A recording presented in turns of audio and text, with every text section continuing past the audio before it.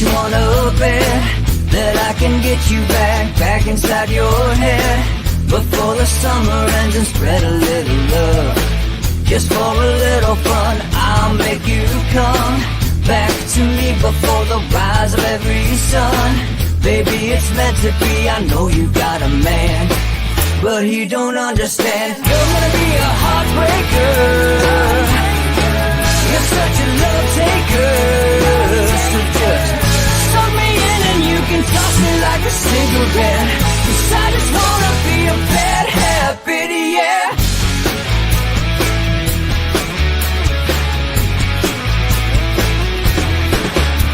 There's rhythm in our love, it's impressive, excessive. You can't make this stuff up. My chest beats, it's restless, wakes the neighbors up above.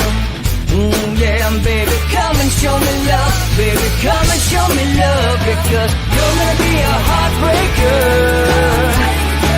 you're such a love taker. So just suck me in and you can toss me like a cigarette, 'cause I just wanna be a bad habit, yeah.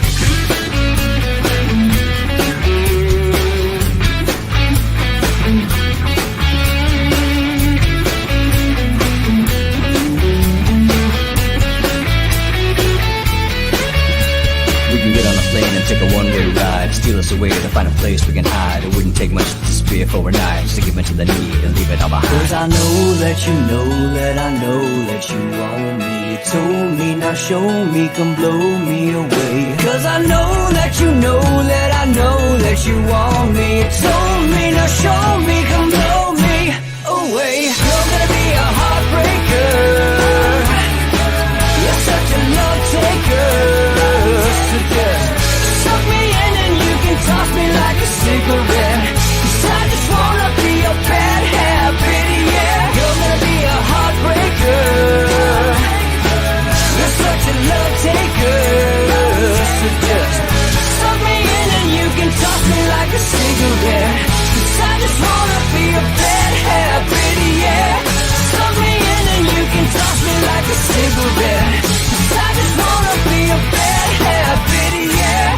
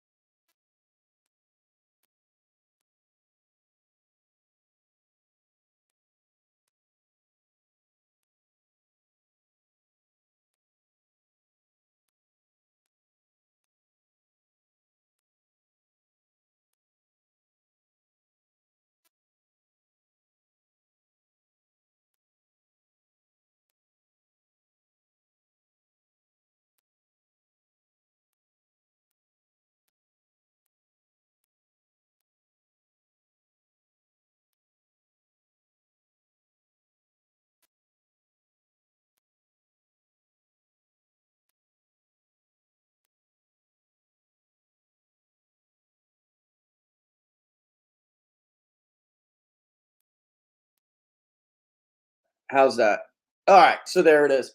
Oh, I plugged out the thing. Okay, let me just redo what I just said here. All right, it is the 200th show. All right, Bluetooth took it off. Yeah. Look, data source item 0, virtual. Yeah, it is the 200th show, and it flew by. I'm glad that we started doing Inside the Numbers, and it just feels like it was yesterday, but we went through an election together. We did the public polling project together. So we love and appreciate all of you for all of how much you have made this show grow.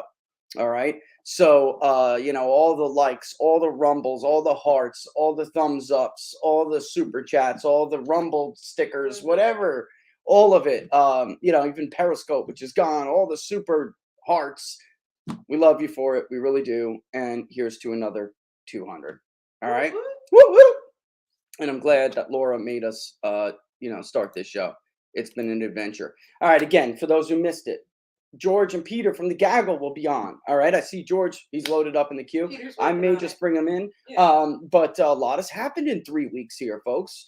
4 weeks since we last had Peter and George on, roughly. We had our little predictions. That was the Afghanistan debacle. Look, and this is how international affairs works. You have a calamitous situation like we had in Afghanistan, and it's like when the cat's away, the mice will play. And you had Joe Biden, the administration, feeling like they had to do something to look like they could save face. And you have the rest of the world looking at us like, wow, these people are incompetent. Now's our time.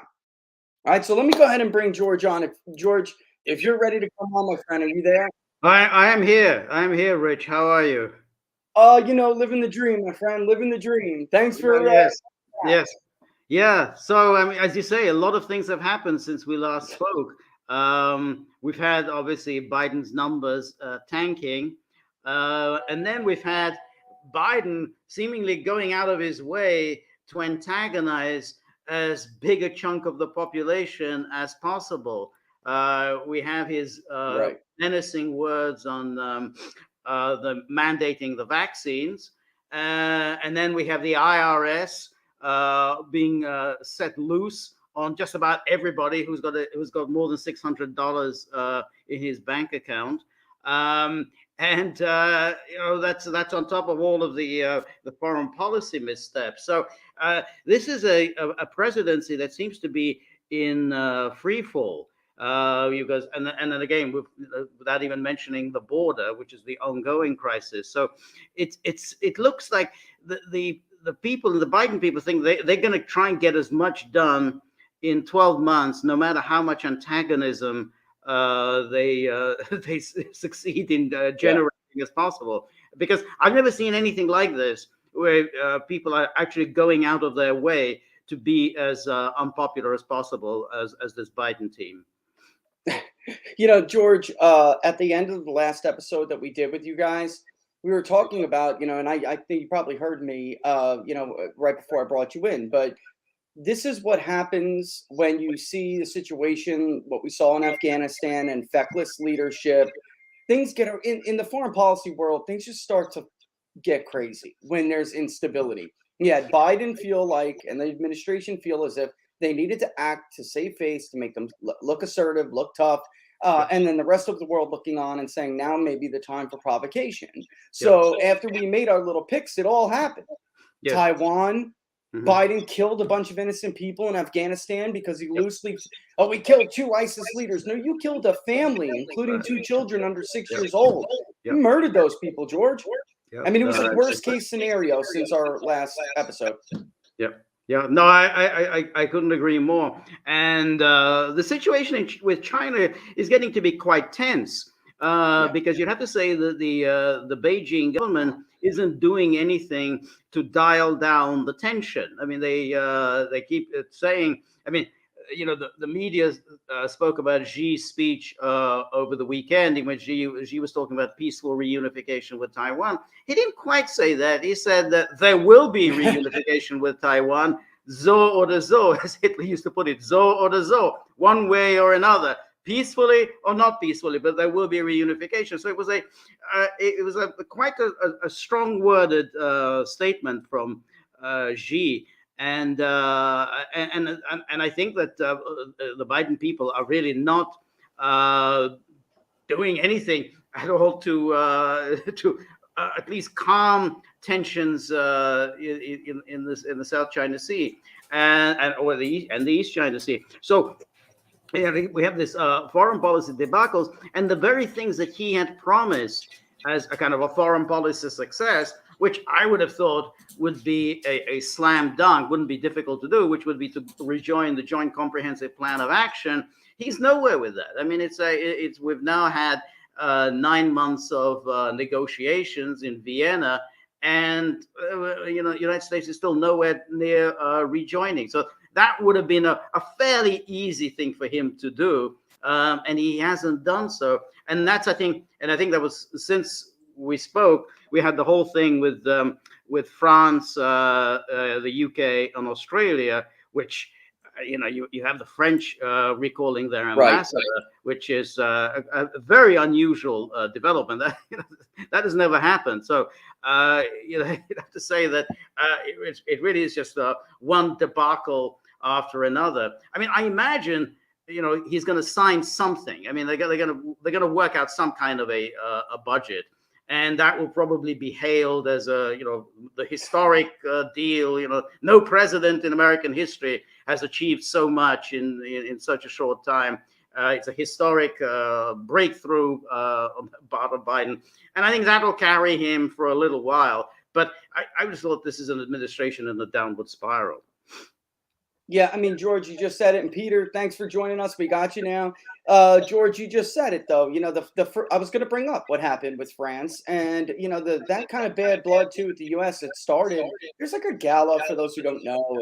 And, they celebrate our alliance together. And they canceled that gala and said we betrayed them. And, I mean, folks, this goes back. This is a relationship, an alliance that dates back to blocking, the British generals in Yorktown. I mean, that's what they celebrate, our alliance this long, this healthy. And if this was Donald Trump, could you imagine, and I'll throw this to you, Peter, could you imagine if this kind of, it's historic, all right, if these blunders occurred under Donald Trump? Just imagine the coverage. Well, the way I look at it is that this is a long-term trajectory. I mean, you can talk about great alliances and, you were there when we needed you the most and our independence and all that. But the geopolitical situation is changing. NATO is irrelevant, no matter how much you want to try to convince the public otherwise.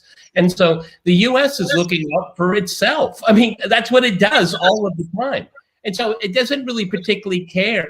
It might offend a country, but who cares? Okay. I mean, this is just something that we've seen. I mean, they'll coddle them when they go into the Middle East and fight wars with us.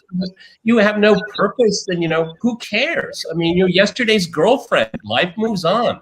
It's just geopolitics. Okay, why are people so attached to this? I mean, NATO's a huge grift. Okay, that's what they're going to miss. Yeah. Go ahead, George. I was going to throw it to you because you guys talk about this a lot. I completely agree. NATO is outdated. I'll just let you just jump off that.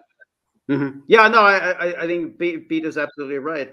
NATO, and the Europeans themselves have said that NATO serves very little purpose. I think, though, that there are ways of going about this, and the way that the Biden people went about this was clearly disastrous. Yes, because you don't really do something behind the backs of France. They gave no indication to France that they were doing this. They were essentially renegotiating this nuclear submarine agreement with Australia. So essentially, the French were made to look stupid, and no power appreciates being made to look stupid. So, I mean, if this is the beginning of the parting of the ways, and I hope it is, it could have been handled much better. As it is, it looks an absolute fiasco, particularly as the Biden people have now been trying to make amends. Oh, let's mend fences and so on. And it doesn't look good when the great power, which is the United States, is the one trying to make nice and saying, please reply to my telephone calls. It's just well, I think, George, there's a very important knock-on effect. I mean, what do you think the Baltic republics think? Poland thinks right now. Yeah. I mean, they can listen to all the nice words, okay, and they have lobbies in Washington. But I mean, if you're pushing for Poland's interest in NATO and the European Union, and then you see what just happened, I mean, that is a huge wake-up call. And even if you want to, lie to yourself, oh, it's just a one-off, they won't do it to us. Your shadow in the back of your head. Are you kidding? This is, I mean, they do it to France. They'll do it to us in a heartbeat.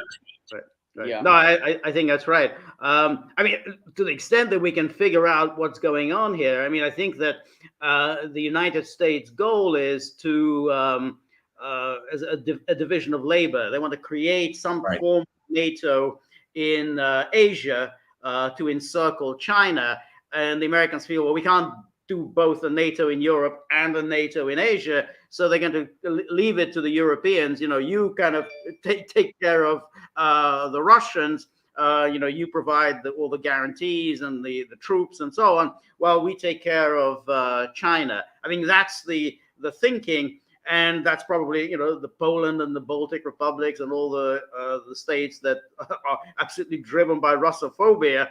That's what they're hoping. But I think that's very unlikely, because France, Germany, the leaders of Europe don't see Russia in such dire terms. The United Kingdom does. Right.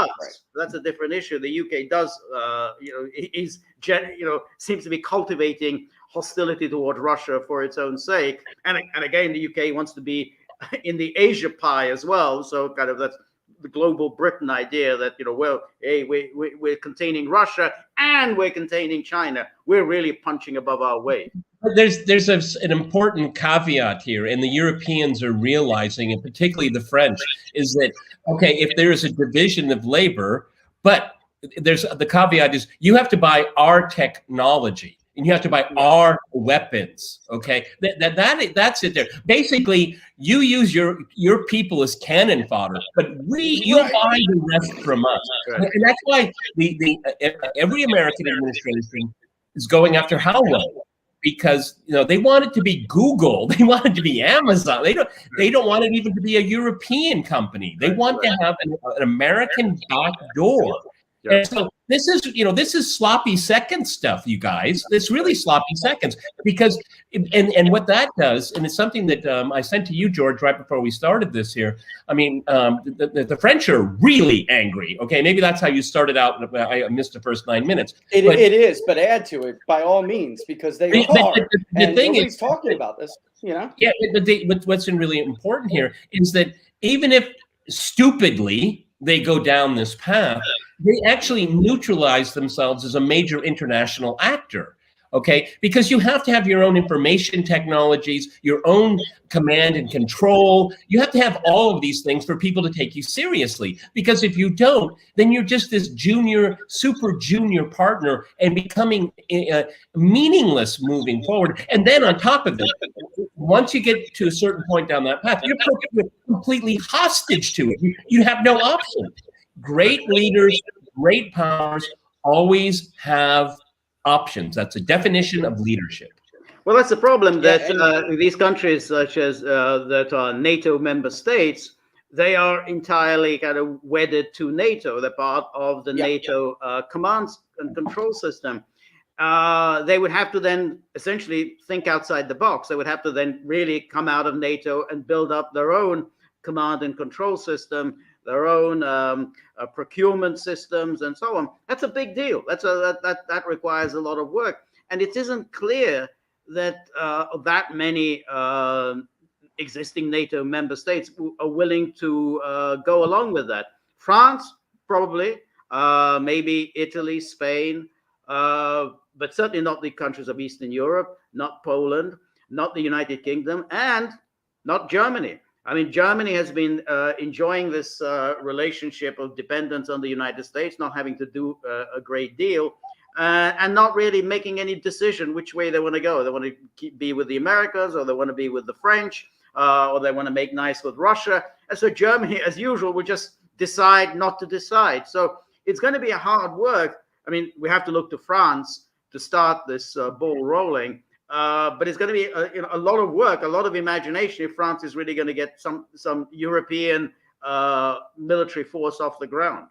Well, George, on top of it, let me just ask you, Peter, do they have the will or the resources? That's my point. Yeah, that's exactly what I want to get to. I mean, do they have the will? But the question you have to ask before, if they have the will, and George will know what I'm talking about, they have to clearly define what their security interests are, and they won't, okay? Because it's Brussels, and it's Paris, it's Warsaw, it's Vilna. They determine. See, that's not a coherent policy. And that's why they can't get out of their own way. So if you don't have a defined strategic threat, because I don't think there is one, and that's why it's hard to come up with one, then you have to create one. Right. No, Because- that's right. That's right. Because when you ask the Baltic states and you ask Poland, and maybe Romania and Bulgaria, they say, "Oh, well, we're afraid of the Russians. We're the it's the great menace from the east." France and Germany don't see that. Italy, Spain, Greece, they don't see Russia as being a great threat, and therefore they don't see NATO as being, have any purpose in kind of mobilizing against Russia. So you have a problem. I mean, how do you decide what the strategic goal is if you've got half a dozen states that are determined to direct NATO against Russia, and the rest think, hey, well, there's other things that are going on, and that's why essentially all that happens. You get these NATO meetings, and they say, yeah, we need NATO. We got a most important military alliance in history. We have to keep it going, but essentially, without any definite purpose. Well, on top of it, I was just hang on one second, Peter. What you said before. They haven't had to make these decisions in so long. They've been able to just kind of sit back and let the existing order, make the decisions for them. Brussels gets to just, expand as a bureaucracy. So does Paris. All these, and they're not effective at doing anything. They don't make policy. They don't state, what the directions of foreign policy are going to be. They've just leaned on NATO and have taken that cue for so long. Do these people even know how to do this anymore? Is what I really wonder. NATO is a PR operation. NATO's a PR operation. No, I mean, NATO is at its best when it does nothing. When it does nothing. Because when doing nothing, you maintain the status quo. And the status quo is at least a mildly convincing reason to exist. Okay? I mean, and then there's the whole issue. See, on Crosstalk, when I talk about this issue, I have a card up my sleeve, and it always works. It always works. Never fails. Okay, Lithuania, Estonia, Latvia, you're all afraid of Russia. Then why do you pay less than 2% of your defense spending? To defend yourself? I mean, if it's really a threat, I mean, presumably you'd all come together and sacrifice education and healthcare just for the motherland. No, they don't do that. Okay, that is they don't prioritize it. Now, what somebody really thinks, look at their wallet, okay, and that'll tell you everything.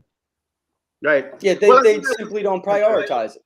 Right. Well, I think that's it, and I think that's what Trump was doing in a kind of a rather subtle way. He was saying, okay, all you people, you're basically freeloaders. I mean, you're dependent on the United States. It's your security that we're talking about. So if you're so worried about your security, you need to cough up more. And I think Trump was probably thinking, well, if you're not prepared to cough up more, then let's call it quits. Let's bring this to an end. And I think that's why he kind of provoked this confrontation over who contributes how much. And I think that's the important point. I mean, if you're going to go and say, hey, we're really frightened of Russia, then the Americans says, okay, well, that's then you need to you pony up some more money. And I mean, and that's kind of what he was doing with Nord Stream 2. Again, in an awkward way, but what he was saying is that, hey, we're supposed to be defending Germany. In the meantime, Germany is signing up these gas deals. So, hey, I mean, if you, Germany, are so dependent on us, then how come you don't buy up our liquid natural gas? We'll provide it, and we'll provide you with a quote, defense, unquote. Now, I mean, that's what he was essentially doing. I mean, in other words, hey, what's in it for us, from the point of view of the United States? Because this arrangement, whereby, essentially the United States underwrites Europe's military, and Europe pursues its economic interest at the expense of the United States, that doesn't really make very much sense. Trump brought this up, but the military security apparatus, of course, fought ferociously against any such thinking. Well, and also we have his own party. We haven't talked about Ukraine. We haven't talked about Ukraine. Okay, and so at the end of the day, after all of the rhetoric, Russia's at the doorstep of Ukraine and invading and occupying and all that. Well, I mean, do they take it seriously or not? I mean, people in the know know not to get into Ukraine because it's a cesspool. Okay, you want to be drawn into that cesspool, and then NATO is for freedom of speech, freedom of assembly, pluralism. Well, what is the Zelensky government doing? It's a heavy hand of authoritarianism, destroying all kinds of dissent. Okay, absolutely. Okay, and this is easily knowable stuff. I mean, there are plenty of foreign policy realists that point to say this is a troublemaking country for us. We don't get anything out of it. So, I mean, why don't we have a more of an assertive push from the Baltic republics and Poland and Bulgaria, our great friend the Ukrainians? No, they don't, because they know what's going on there. Okay, and then Viktor Orban, our favorite villain, he's basically said no to Ukraine. Okay, so I mean. Again, I'm doing a program tomorrow. What is Europe? That's what it's called, okay? And it's exactly what it's about. How do you even define it anymore? Who belongs to this Europe now, right? Right. Is that I'll watch that. I can't wait. I'll watch that because that's a question John Laughlin on for a long time. John Laughlin, one of my favorite all-time guests. John Laughlin will be on tomorrow. Yeah, so that's exactly it, because you've got a real problematic division, and it's I mean, what happened after the end of the Cold War is there was a mad rush on the part of the West to incorporate all of the former Soviet bloc countries. They did this without really thinking about it. They wanted to bring them into the EU, bring them into NATO, essentially a kind of a historic geopolitical shift against Russia, try to push Russia out of Europe once and for all. But now they're kind of living with the consequences of that, because now, particularly with NATO, you've got these Soviet bloc countries that have an agenda that is clearly not the agenda of the West Europeans. The West Europeans, basically, they don't want an alliance directed at Russia. They don't see Russia as any kind of a threat. And then you've got the EU aspect of it, which is the EU values, what they define as values, are alien to the values of many of these these countries that were formerly in the Soviet bloc. They don't like all these EU values. They don't like diversity, inclusiveness, gay marriage, children, right? Children transitioning at the age of 9. I think I'm a girl. And so on. They don't like all of these values, and they're resisting it. So you've got both at the EU and the NATO level a real fissure, which anyone could have predicted, but they just rushed into it without thinking about it, because great, Cold War's over. Let's just grab everything that we can as quickly as we can.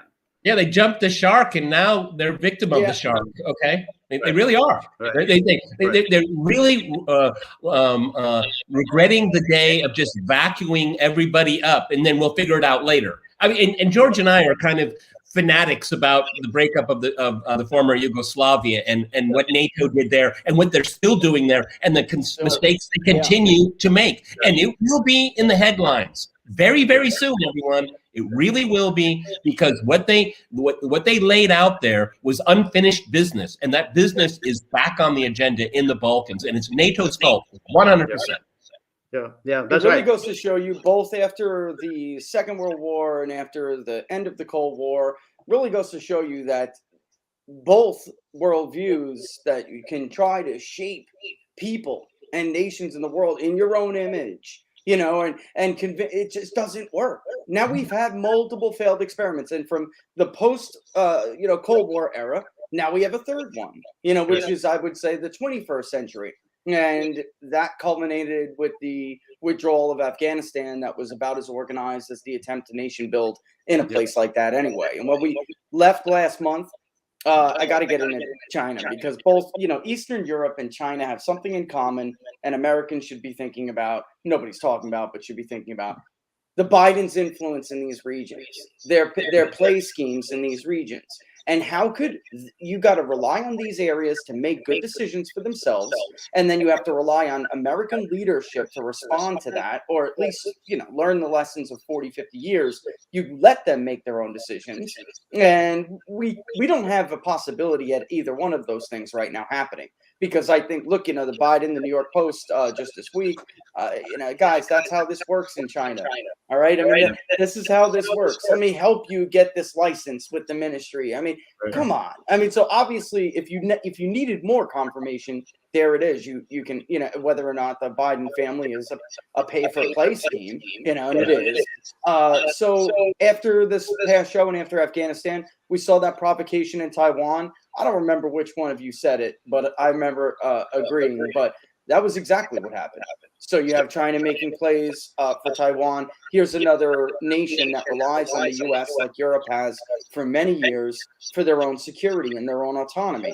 And they simply can't do that in this day and age. I don't know. I'll kick that to Peter. What do you think about that, Peter? And talk about inevitabilities at this moment. I don't want to talk about inevitabilities because that's a scary way, it's a scary path. Okay. Yeah.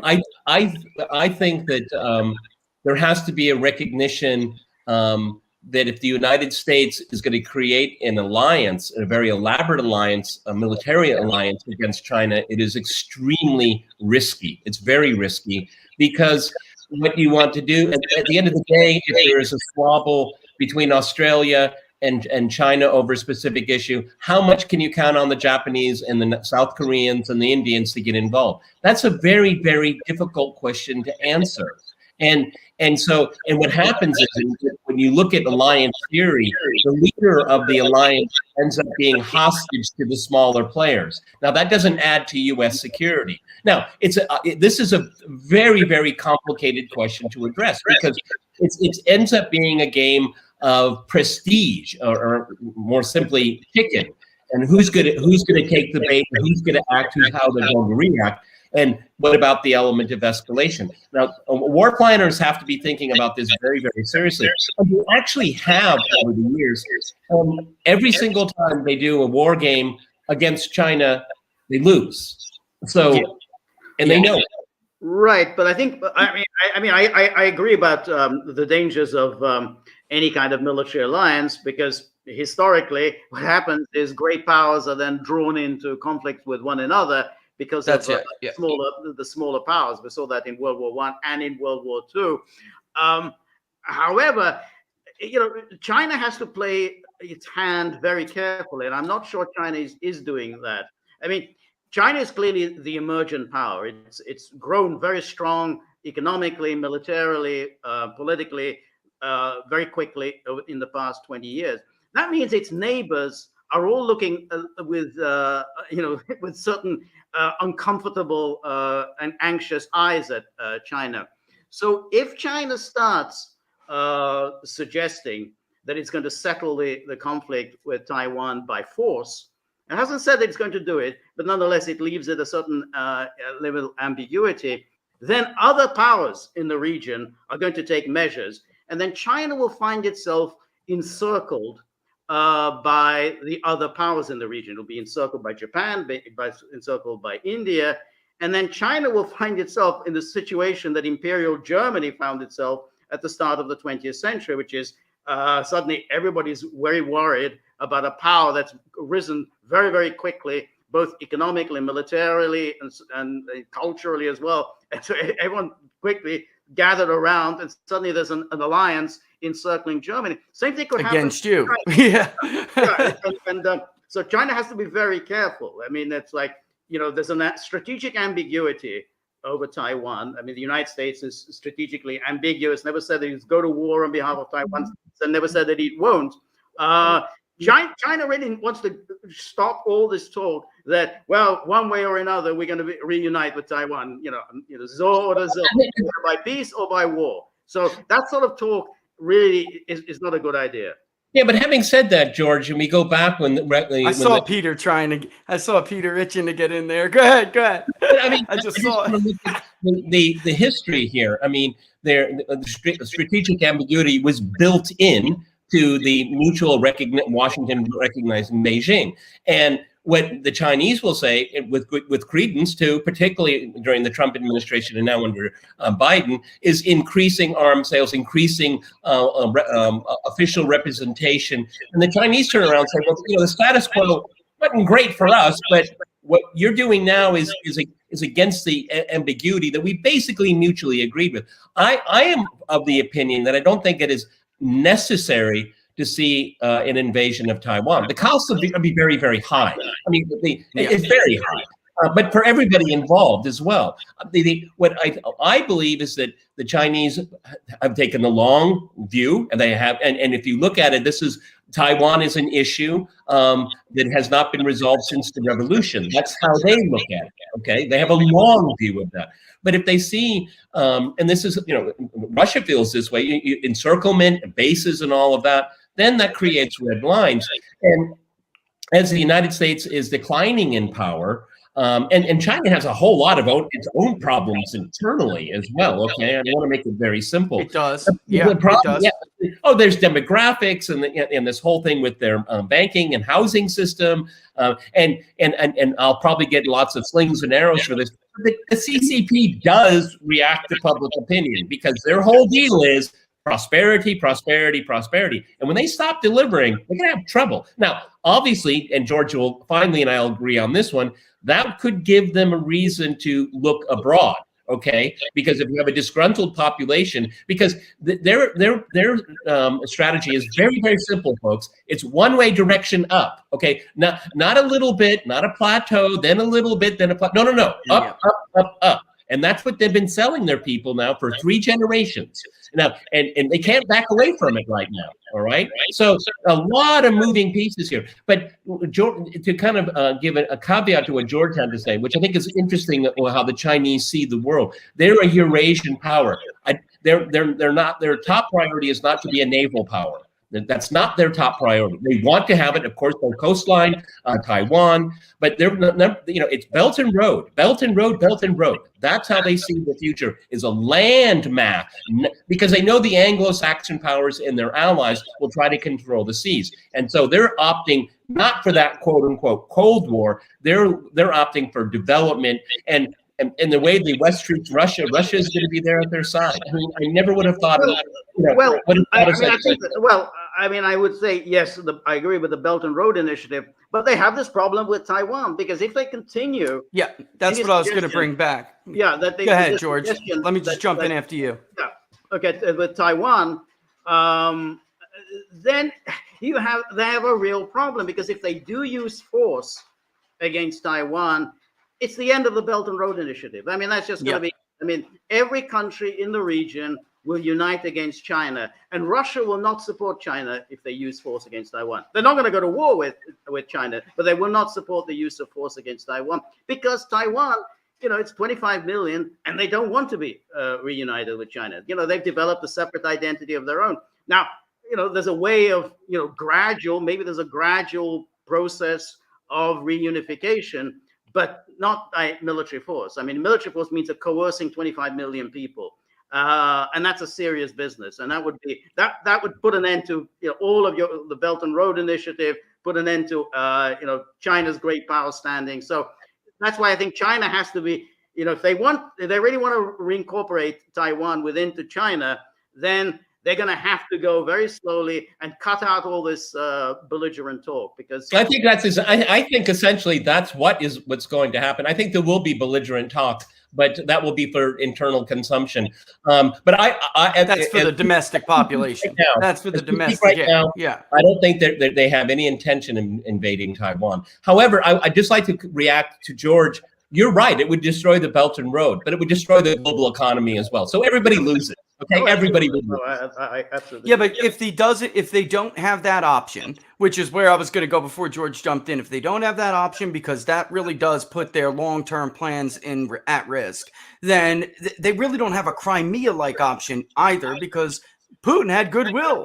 And they don't really have goodwill in Taiwan. So that red meat talk is for the domestic mainland population. It is not for the people of Taiwan who consider themselves autonomous. Then they have to find some long-term, middle of the road strategy where, you know, they lob a few threats at them here and there. They have these exercises, these provocations, but in the end, it really is only, you know, it really is only possible by saying, look at the United States, that's your main, that's your main supporter, that's your main muscle. You're bandwagoning off of the United States. They really don't have it anymore. So in the end, your best choice is to work something out with us.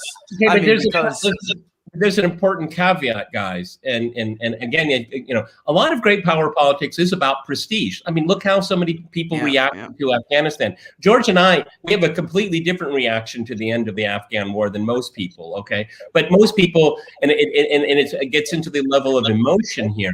But if the U.S. were to prod Taiwan into declaring independence, then it's all bets off. Okay, right. And we go into a DEFCON situation. Okay, right. and I really don't want the administration to do it. I think that would be a tragic mistake for us because it's just your prestige is on the line. Again, we need to reiterate to everyone: if you agree or disagree, the Chinese consider that part of China. Okay, now we can look at all the history and this and that, but I don't care. Beijing says that's it doesn't matter. It matters what they think. Right, but right. I don't think. I mean, you know, even Trump, who I think completely shifted the geopolitical game by suddenly saying, you know, China is our main problem. No one had ever said. No one had said this before Trump.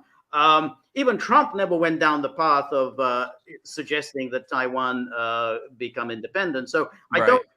That's likely. I mean, all they're really doing, you know, this selling arms and even training I mean, it's just simply hedging your bets. It's just basically a kind of an investment. So should there be use of force down the road, Taiwan would be able to defend itself at least for a while. Probably Taiwan would probably not. I mean, the evidence seems to be that Taiwan has done very little toward its own defense for quite a while. So because it's all about us. It's all relying on the United States, which is, you know, foolish step. Yeah, but I think that I don't think there's any danger. And I think I think more the danger is if there's a complete, you know, miscalculation. And China does go down the path of trying to resolve this by force. Isn't it important? Isn't it important to know? Doesn't that make it though? Really, and I'm not trying to be hyperbolic here. It's just reality. Doesn't this what we're talking about make it we're never important to know where Joe Biden to know where Joe Biden really does stand here? You know, I mean, because you could talk about careless decisions, this, that, and the other thing. If a president has certain interests that are separate from his elected office, of course that can influence policy decisions. Of course it can.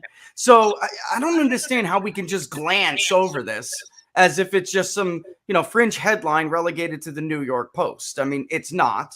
We now know it's not, and it never was. So I can't understand even the foreign policy establishment for which the media carries water in this country. I can't understand how they don't want to know more.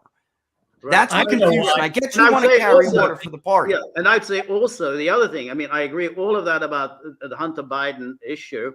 And then there's the other issue, which is I think is the 800-pound gorilla in the room, which is the origins of COVID, because that's not going to go. Yeah. That's an issue that's going to continue because I think we're heading in for a third winter of COVID. And you can't just simply sweep it under the rug. And the Biden administration, they said, oh, we're going to have an intelligence report. You know, we're going to get to the bottom of this, the origins. And they haven't done it. And everyone knows that they haven't done it because they just basically they're kind of feckless. They're kind of afraid of where that's going to lead them.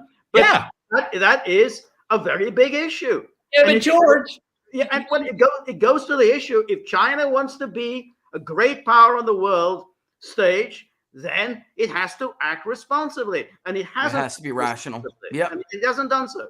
And any other power, whether it's Russia or the United States, if the suspicion was that the origins of COVID was the United States or the origins of COVID was Russia, they would have acted responsibly. China has acted completely irresponsibly, and so the Biden people say, "Well, I don't know what the intelligence said. You know, who knows? Maybe this." Yeah, they don't want to investigate it. They don't want to look into it. They do, guys. They know this, and that's why this report was so watered down. You know why? Yeah. Because culpability from public information. The culpability is both China and the U.S. Okay, and they knew what was going on. And as far as Hunter Biden and his connections with his father in China and all that, the Chinese have it all in a nice little database to use whenever they want. Okay, that's obvious. Okay? But yeah, they can pop it whenever, Peter. Right. A big issue is this. Wall Street is completely invest in China. Yeah. Guys, Wall Street over the last 18 months increased their profits 44% in China. That's with COVID. Okay? I mean, the thing is that we can talk about moving little pieces on the board, but the money says, oh, China, who cares what they do inside? Who cares? Taiwan, that's a footnote. No, it's all about money. And the American elites have been paid off. Right. Goldman Sachs had this, I think it was in the Wall Street Journal, had this huge inset, it was like a PowerPoint thing, and it was just, just a tongue back of the Chinese economy. Yeah. No, okay? And you still this while everybody else, is sucking wind. And it's important. Let me just show that. I mean, this is our registered voter economic confidence index. This is all a bunch of numbers and sub indicators. But the bottom line is it hasn't moved. It's now just a hair off the all-time low, which is bad, very bad. It indicates recession. The only two groups that I was able to find really significant difference in opinion are public sector workers. So if you work for the federal government, you're feeling all right. And if you're uber rich.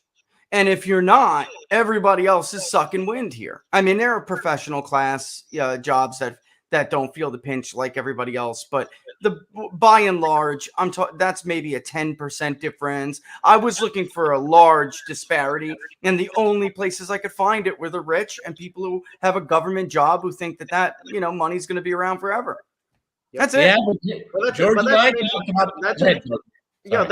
that's an interesting thing because yes, the America's elite has been making money hand over fist with China, but now you've got this thing which you can't you can't just simply sweep under the rug. You can under Biden, but there's a pretty decent chance Trump will be back in 2025. Trump will not be able to simply sweep this under the rug. I mean, he's explicitly made COVID an issue. He's explicitly said China is going to have to pay restitution. He cooked up a number, 10 trillion. He's not going to be able to walk away from that. I mean, I think that is the issue of COVID is an 800-pound gorilla that will not disappear, because I don't think COVID's about to disappear, and it's going to be that people are going to continue talking about. I mean, we can talk 2 about years from now, guys. 2 years from now, people could be even more pissed off. 2 years from now, Trump could come back like Grover Cleveland and make this a #1 issue. I'm not sure I agree with that, because I think that COVID is it's turned into a narrative all of its own, and it's a narrative to gain power. And this is why look at the global reaction to it, particularly in the industrial. There are blowbacks to those, Peter. In the U.S., it's overtly political in many different ways. And what I think is interesting, and George and I talked about this yesterday, and I think it's one of the most interesting conversations we've ever had on the Gaggle, is that it's easy to cow poor people, shame them, call them rubes. Yeah. Okay, and plus they have so little economic power, they're no threat to you. Okay, and considering the magical thinking of the last election, if I can put it that way, that was something that they can live with. But what happened with Southwest Airlines, with these doctors, with these Navy SEALs? You don't mess with these people. Okay. These people are smart and they are educated. Now, many of them may have what would be the equivalent of an hourly wage, but a nice one at that. You can't piss these people off forever, okay? The rubes, you can make fun of them on CNN and MSNBC, but the doctors and the nurses that did heavy lifting last year and now they're in the shame box. This is very toxic politics. Okay? Right, but I think that just confirms what I was saying, which is I think that the issue of China and COVID won't go away. I mean, I don't agree. I think COVID is being separated from China. No, I don't think so, because I think it's still there. I think the COVID is still there. People are having to go through all kinds of suffering as a result. The economic dislocation that was caused by COVID will be with us for several years, and all it will take is for Trump to return and bring this issue up and said, look, China can't just simply walk away from this, make a ton of money, and say, well, thank you, bye. And George. And China's gonna, well, and China say, well, okay, we didn't do it. It was France, it was Italy, it was the United States, Vietnam. They're not going to do it. It just won't work. If that's going to happen, George, and it just might, is that he's going to be able to kill two birds with one stone. Because if you want to go after the origins and Wuhan, you're going to have to deal with Fauci and his crowd. Yeah, you're going to have to deal with the administrative state. Too much overlap. There's just too much overlap. I agree. Well, and you know what? That may be the kill two birds with one stone strategy. That you may have laid it right out for him, Peter. Honestly, because you would have to. At this point, I think it's becoming really clear. The reason why I'm hearing what George is saying is because, like, when you look at the intensity of these issues, how mad people are. Of course, they're going to be disproportionately Trump supporters, but the opposition to the mitigation efforts, the anger towards China, the economic displacement that you guys brought up, the intensity is all on the anti side. So that would be the pro-Trump voter. And eventually they seem to just be gaining steam. And we even saw it with the likelihood that this thing came from a lab. In the beginning, Democrats didn't want to admit that. A lot of independents didn't want to admit that. Now it's a supermajority plus, and even large percentages of Democrats say, yeah, tell you what, it looks like it came from a lab. So, over time, I can see that trickling, guys, until it really not even trickle, continue rolling down the hill. And then it just snowballs into a lot of anger, especially if there's a serious economic downturn. Which, I mean, look, you got 11 miles worth of ships off the port of Los Angeles right now. You have inflation. The CPI is up. I mean, Yahoo News had a headline the other day. My wife and I were talking about, I don't want to live in this world, but steak could be like a champagne delicacy. Yeah, I know some people go, you saw that? I read that, Peter. I almost cried. I'm like, it better not be. Oh my God. Plenty of steak. We got plenty of steak. If it's true, I'll tell you what. Sign me up for the Moscow meat. Yeah, I agree. I mean, I think that this anger, it could piss people off, guys. We remember the anger in 2008 towards the bankers and Wall Street. It was tempered by the fact they brought on Barack Obama, kind of a pseudo radical who turned out to be an empty suit. But here, there's going to be mounting anger toward the origin of the virus. And if for China to take the line of, well, it's got nothing to do with us, it didn't originate in China, that's an insult to people's intelligence. I mean, the idea is saying, well, it was or the origin was somewhere else. You can't do that. It's insulting intelligence. Yeah. Exactly. I mean, imagine after Chernobyl, the Soviet Union had said, "Oh, there's nothing to do with us." I mean, it was Germany. I mean, that's where it happened. I mean, it's like, the Soviet Union, and that was still the Soviet Union, accepted responsibility for Chernobyl, and it was launched investigations, international effort, and so on. China has not done this. Instead, it says, we solved our problem. Let's stuff you people. You haven't solved it. Okay. And if we're gonna look at that. That's gorgeous. Look at that. Oh, that looks luscious. That looks these are medallions, okay? Very important. Those look like, I was just going to say, that's a medallion fillet if I ever saw one. Yes. But George, let's just tie a bow on this. I completely agree with George. However, there's that very important caveat. How much is the establishment want to go down that path? They're deeply invested in China, number one. They have this clown-like figure that's been turned into a saint, Fauci.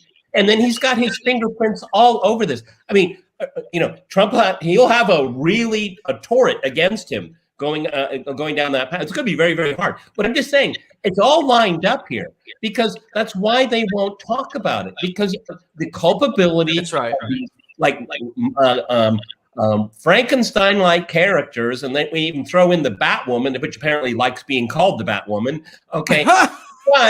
Why? We don't know anything about it because there's just too many interests on both sides to say, let's not go here. Okay, that's all I'm saying. Okay. Right, and if we could take a look at these numbers real quick. Let me throw up this number, George, because this I found interesting. For the public polling project, we didn't include Dr. Fauci's favorabilities. We did Kamala and then congressional candidates, and I really had wished we did. But, you know, it is what it is now. But Rasmussen has been tracking his favorables, and this is what they got earlier this week. So do you agree or no? Where are we here? Yeah, there it is. Impression of Dr. Anthony Fauci, very favorable, now is down. That was almost a majority in and of itself just 6 months ago. And now it's at 25%. Somewhat is 16. Look at how badly he's fallen. Now he's in near even slightly negative territory. Very just 6 months ago, the guy was like, it's very interesting. It's big. Yeah, let's put it back up. 31% very unfavorable. Look, and the next one has to do with Christmas. I mean, you come after people's Christmas, and you maybe, it's like, you know what? Enough of this guy already. Right. The 38%, right off the bat, just pretty much, will fall into line, I guess, is what I don't want to insult anybody, but there is a percentage of the population that believe everything this man says. Whatever comes I like insulting those people. Okay, they're idiots. Okay? I get. I mean, no. You know why? I don't know.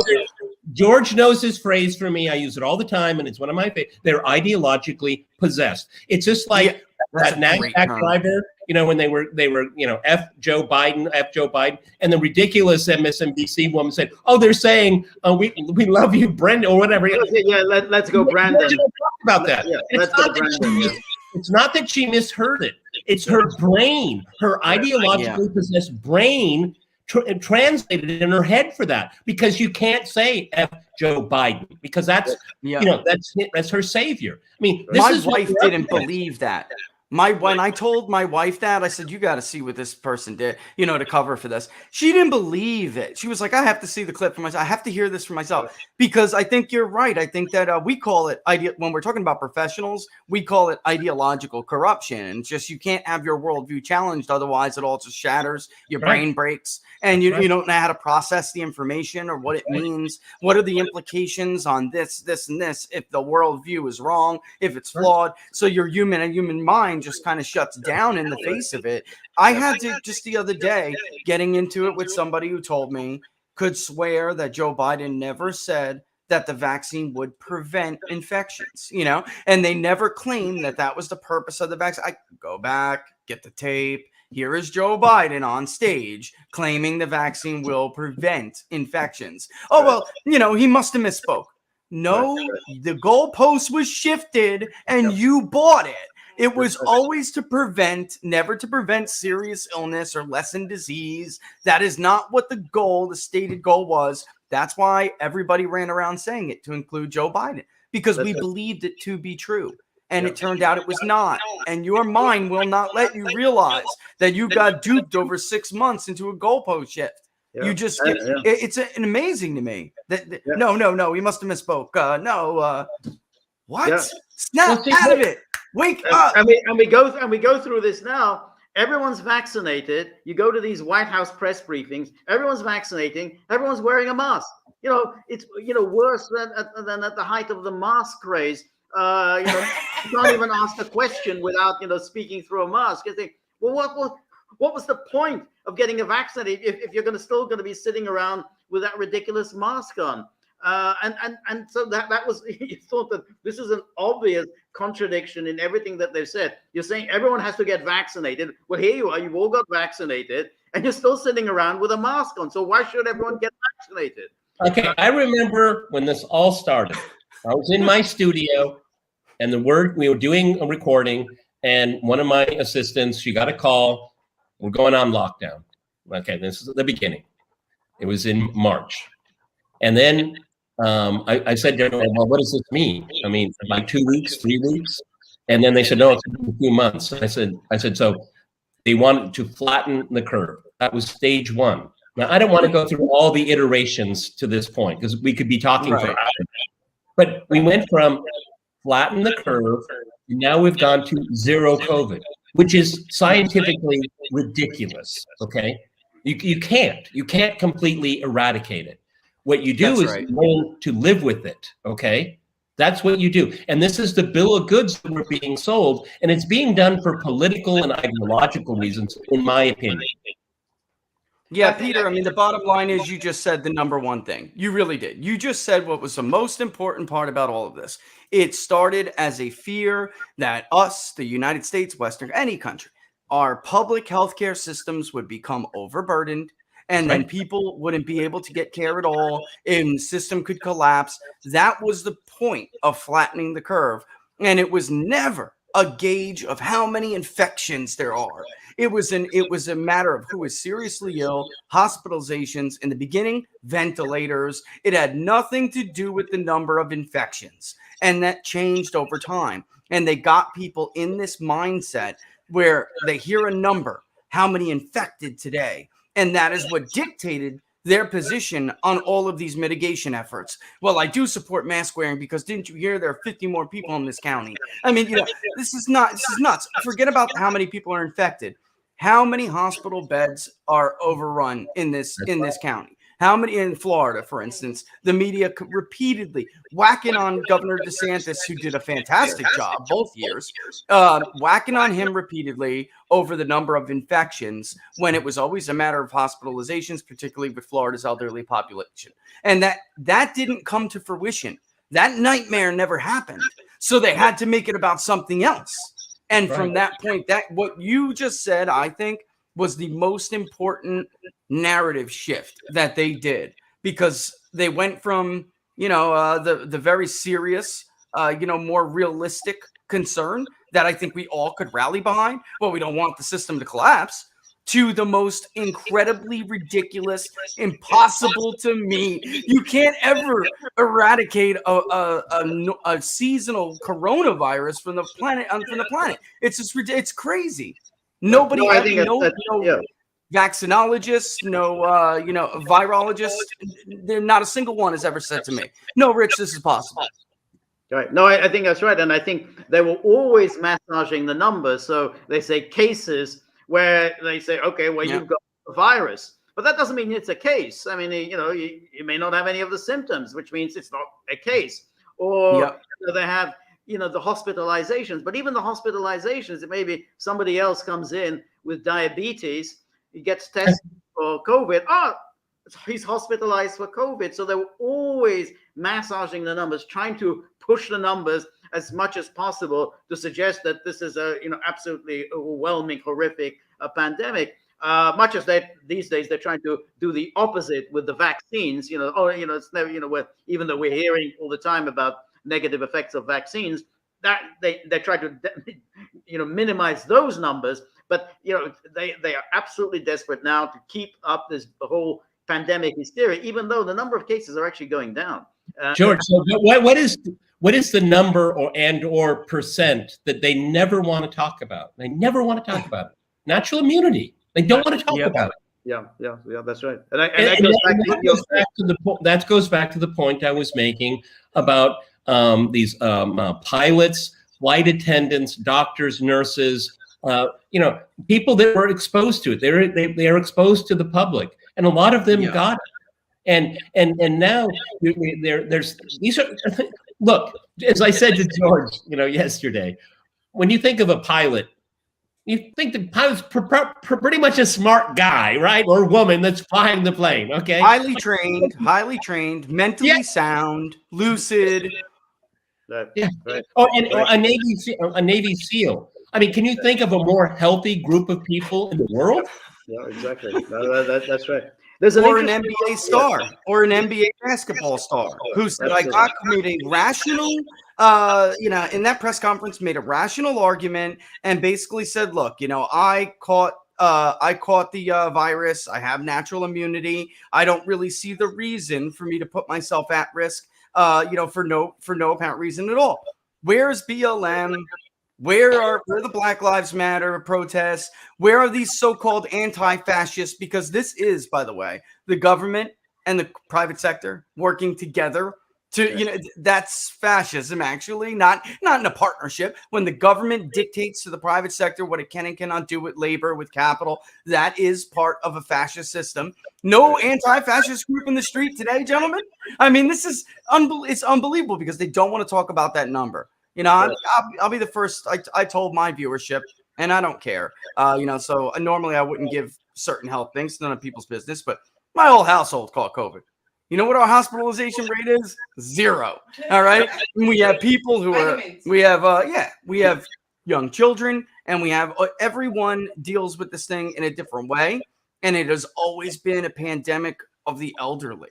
And when we lost sight of that, and we lost sight of the threat to the public healthcare system, and we just let these white lab coats run amok and create economic policy, create every area of the economy they had an influence in. Once we did that, we really we went awry, because a good leader is really, he's going to listen to economic advice, he's going to listen to public health advice, he's going to listen to security advice, and he has to make that decision, which is whether or not, as Trump used to say, the cure is worse than the disease. So that to happen. We have the CDC giving guidance on on mortgages. Okay, on a mortgage. What? But this is where on top of it. On top of it, was something really important. Joe Biden said, "Go ahead." Companies that have more than 500, it's 400 or 500 employees. First round, 100, 100 employees. But Joe Biden says a lot of things. Most of it is incoherent.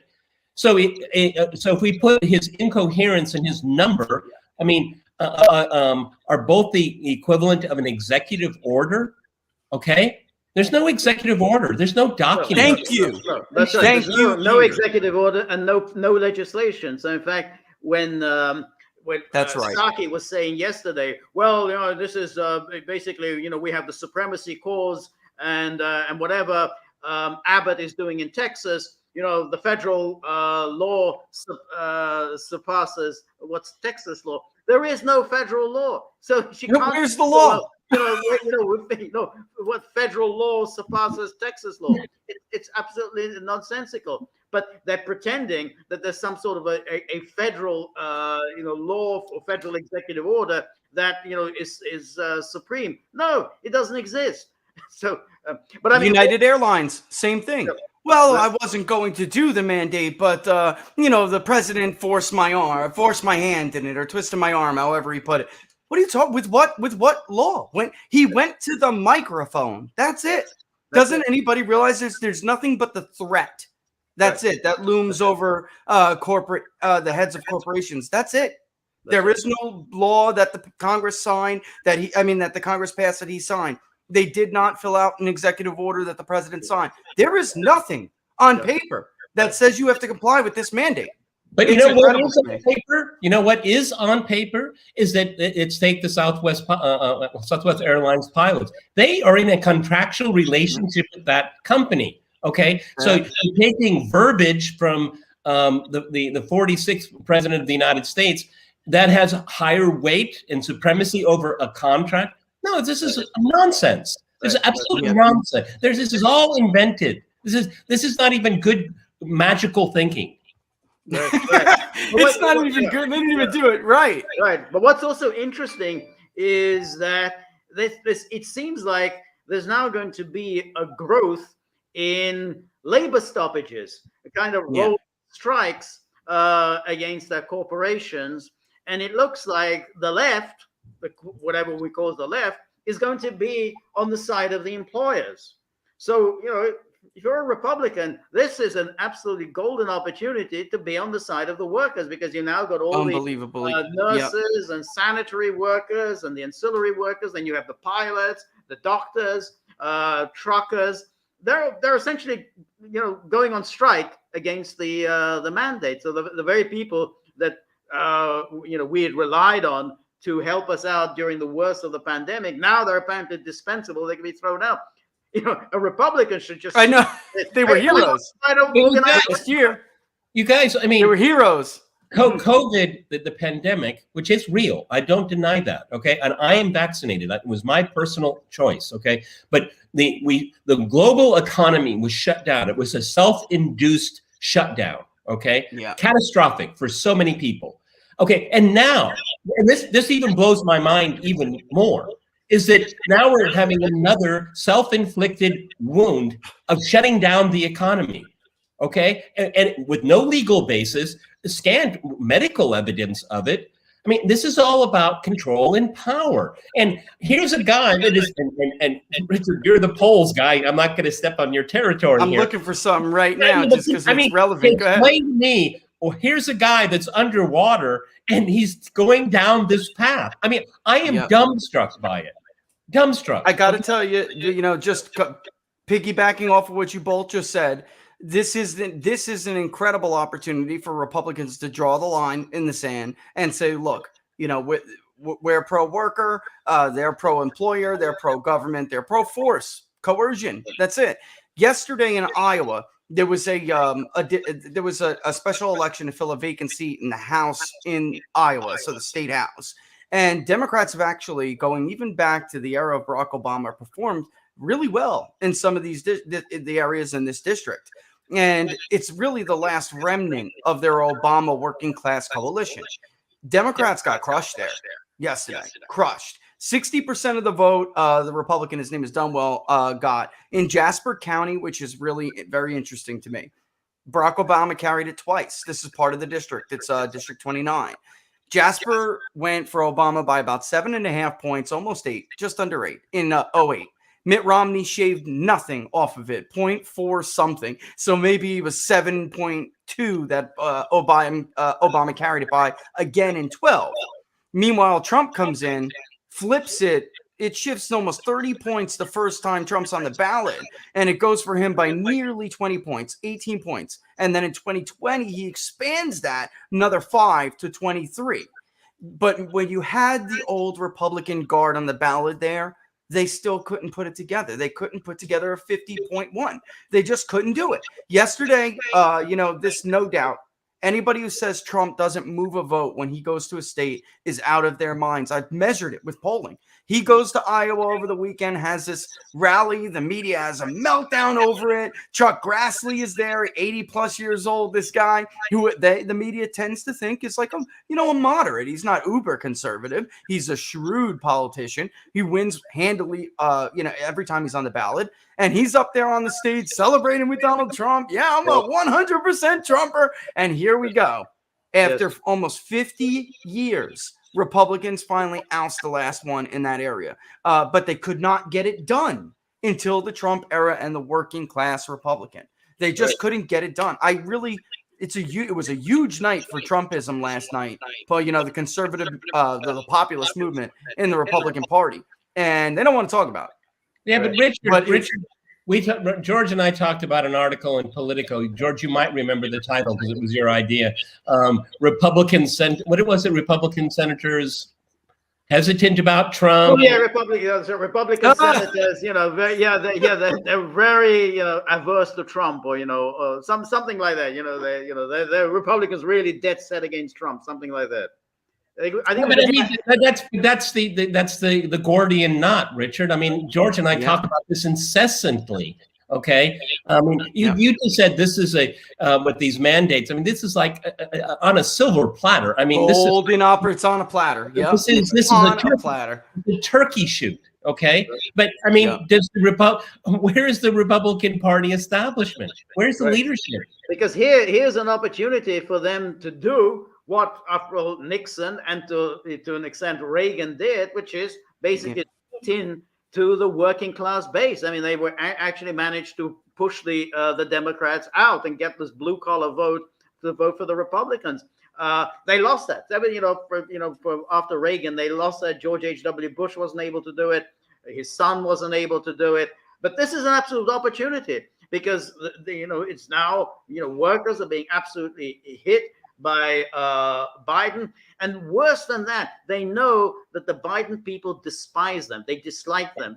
They personally, exactly. They find them repugnant, and they know this. They sense this. I think this whole thing, this F Joe Biden, there's a sense among the people who chanting F Joe Biden is that Joe Biden and the people around Joe Biden, they don't like us. They don't like us aesthetically. They don't like us politically, culturally. In every way, they just don't like us. And George, guys, I was in the grocery store yesterday. I stopped in a Biden area. Okay, and not a huge Biden area, but it is a Biden +7 area over there.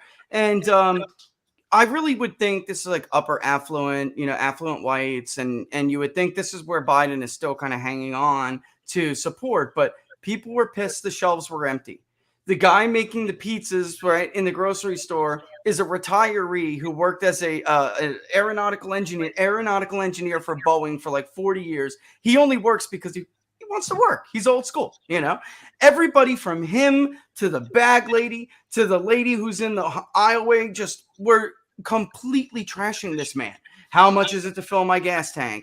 This guy doesn't have a job. I don't have anything to put on this shelf. I've been waiting for something on this shelf. I mean, it's just from one end of the spectrum to the other. What he is doing is physically hurting people. And now they're getting the sense, well, he doesn't even like me. I mean, it just doesn't even he doesn't like me. Right. So what the hell is he doing here? I don't know if you heard this, but Newt Gingrich was on Laura Ingraham, and he told a joke which I actually liked. I have mixed feelings about him as a person and as a politician, but he said that he got a call from a friend, and she said to him, "I usually don't call you when I go to really fancy, expensive places, but I just wanted to tell you I was just at the gas station." Yeah, that was a good joke. Yeah. And you know what? We're laughing, but soon, you never know. Because I mean, U.S. producers aren't going to kick it up anytime soon. That's not going to happen. I mean, it's not even worth it. I mean, cost per barrel, it's just not worth it. So, and the pipeline, this administration is not going to encourage their activity. So, we're laughing, but you never know. It's already, I don't know how much it is by you guys, but it's already up considerably where I am from when Donald Trump was president. This is all because of how ideology informs policy. Okay, right. George and I talked about this a number of times. We have to cut emissions by 2035, by 46. But what about this winter, folks? Okay, nobody's thinking about average people. Okay, right. Well, that's it. And that was and there's an interesting interview. It was in the New York Times a couple of days ago with the French finance minister, and he made the point that you've got the people who are moving to kind of right-wing populist parties. And one of the reasons why they're moving to the right-wing populist parties is that because of our preoccupation with climate change, we're kind of moving away from fossil fuels and into renewables in a ridiculous pell-mell speed without having done the groundwork for it. And that's why, I don't know, he had no idea what to do, but said, yeah, that's what's causing the move towards right-wing populism. It isn't even immigration, but the fact that people are suddenly paying a hell of a lot more than they used to just to stay warm. And George still talk about a gas tax in Europe and in the United States. Mileage. Yeah.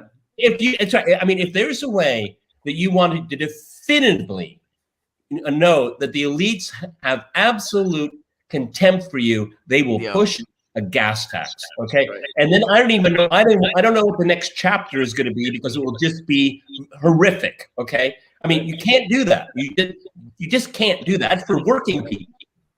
Yep. That would absolutely whack them so hard disproportionately at this point. I can't even imagine that there was a mileage tax, gas tax in different forms being floated in the White House right now. It blew my mind. I heard that a couple of weeks ago, that was a real serious discussion. And it blew my mind. Like, now, only ideology would drive someone to think like that. And this numbers should always inform policy, almost always. But you really have to be driven by fanatical ideology.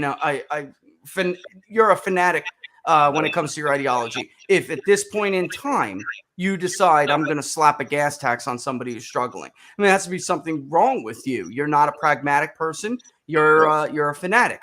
But yeah, I mean, it is at this point, where I think in the end, guys, he's not really at the wheel. It's just the junior varsity of Obama's squad, kind of just playing around, doing what they always wanted to be able to do under Barack Obama. But he would not go to these lengths that we've seen Biden allow his team to go to. All of these people take a helicopter to work, okay? Or they're it's crazy. a chauffeur. I mean, Yeah. you have any idea?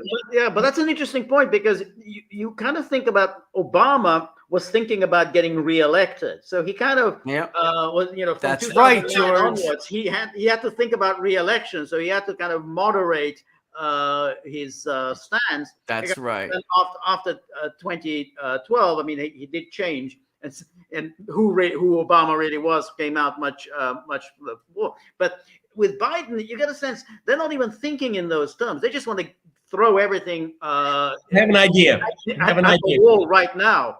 I have an idea, George. I think you'll like it. Through Susan Rice, Barack Obama's getting what he really wanted. He's just not president. He's just getting it through Susan. Right. I think that's a good point. No, I know a lot of people who agree with that, Peter. Guys, do you think he gives a rat's ass about Joe Biden? I don't think so. Barack Obama, he can't stand Joe Biden. Can't stand Joe Biden. So I mean, if Barack Obama in his lazy boy in Martha's Vineyard, he says, screw Joe, screw his presidency, but I got what I wanted. I mean, this is a cynicism in the egoism and the narcissism of this man. Yeah, I know. I think so, and I think it's clear. When you listen to any of Obama's speeches today, this is not the Obama we kind of remember from 2007, 2008. In other words, he kind of hid all of that, when he tried to present himself as this cool new guy. He's moved away from all the sort of Al Sharptons of the Democratic Party. So I kind of agree that I think that Obama is using Susan Rice, and I think that's why they just want to get everything done. I mean, imagine you're tanking in the polls, and then you're telling people we're going to empower the IRS to go into your bank account if you've got $600. I mean, imagine the response. And they're going to call the FBI on parents and people namely. Yeah. I mean, Barack Obama's probably, that's all a good idea.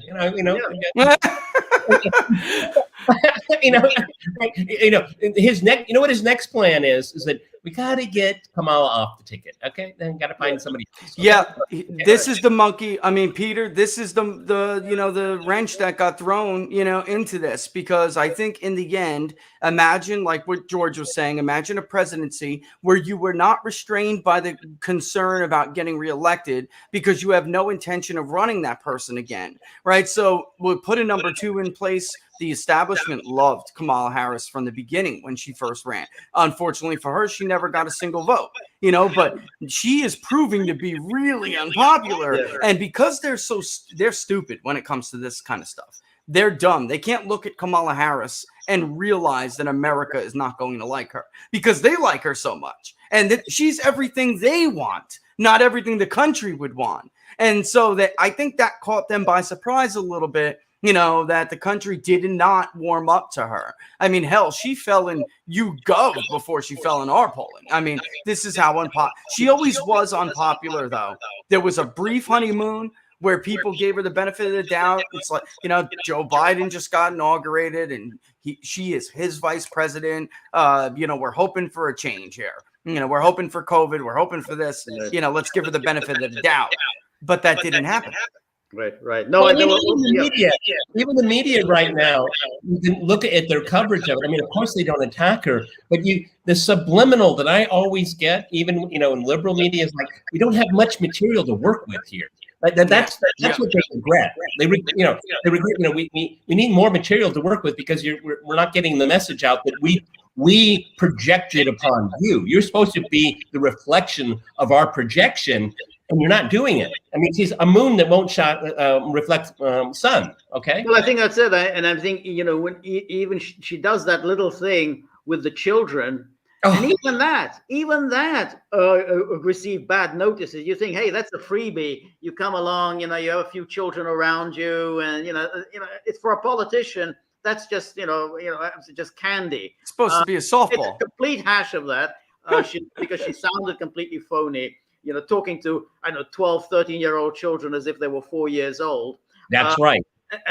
But then it turns out, there were child actors there, so these weren't even real school kids that she was talking to. So anything that she touches is an absolute disaster. That's why Peter and I have discussed this many times. That's why we kept thinking that they're going to try and move her out and replace her with some acceptable Democrat. I mean, I was thinking in terms of John Kerry. I don't know what you think, Rich, but some that's Democrat a good. that people would seem okay. Well, he's a substantial person. We can vote for him.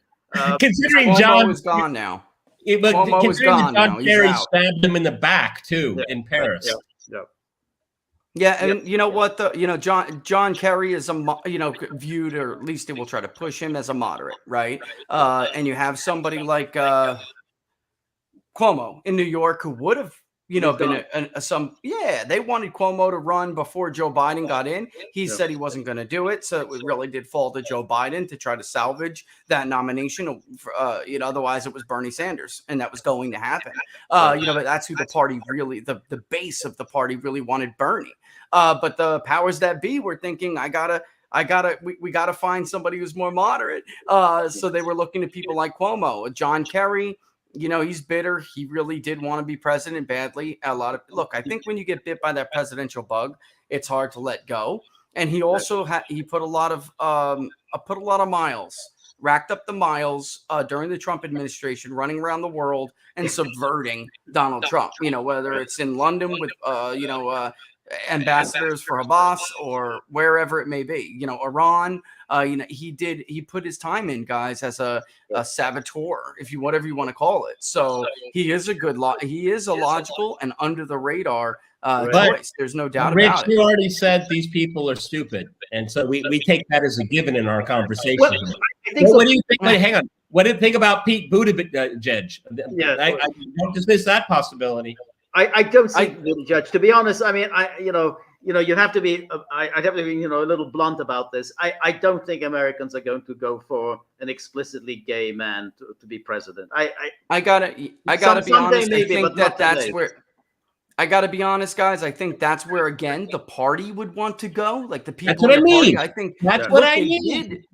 They did do that when it wasn't looking good for Joe Biden in Iowa, in New Hampshire, in Nevada. It wasn't looking good. So who did they rally behind in an effort to try to stop Bernie Sanders? They rallied behind Pete Buttigieg. The Des Moines Register actually convinced Ann Seltzer to sandbag the final Des Moines poll because the Buttigieg campaign was unhappy. So that gives you a peek of into the insight. They'll tell you that they think something was an interviewer must have missed a sentence. I myself, even the pollster for the Monmouth University poll, all of us came out and told everybody at that time that excuse was total BS. Anybody could have stayed in the field. With call center could have kept going another half a day. You could have easily replaced those 50 responses or whatever that particular interviewer collected. Nothing wrong with that. That was correctable if that was true. But I don't believe it was true. I believe they didn't want to offend the openly gay Democratic candidate. So this is what they do. And they rallied behind him. But I got to be, in the end, I think ultimately Americans are still going to look at him and view him not only because he's gay, but because of how he acts, because of his policies. They're going to look at him and think he's weak. And if you put him up against somebody like Donald Trump, Trump is going to crush him. I'd have to laugh when I saw those polls. My point is, you're both right. Okay, George Exactly. is right. Yeah. You're right, because I think that's where the party wants to go. Exactly. Okay, because they're not interested in content. It doesn't matter if it's Kamala Harris or Joe Biden or Pete Buttigieg. They're going to pick your pocket anyway. Okay, they just want to have a pretty face that picks the pocket. Right. But I think the question then is, how feasible is it to ease Harris out and to replace her with Kerry, and then ease Biden out and replace him with Kerry? I mean, there's a two-step process. How feasible is that? It's tough. That is extremely tough. You would have to paint her as the failure. The DNC can do it. They're just going to say, hey. They can do it. Not gonna, Harris isn't going to it go. would be But Harris risky. will say, I'm not going. I mean, unless you can actually do No, what they did to no. Spiro. No, let me finish. Unless you can do what they did to Spiro Agnew, which is here, we're basically going to prosecute you, and there's nothing much you can do about it.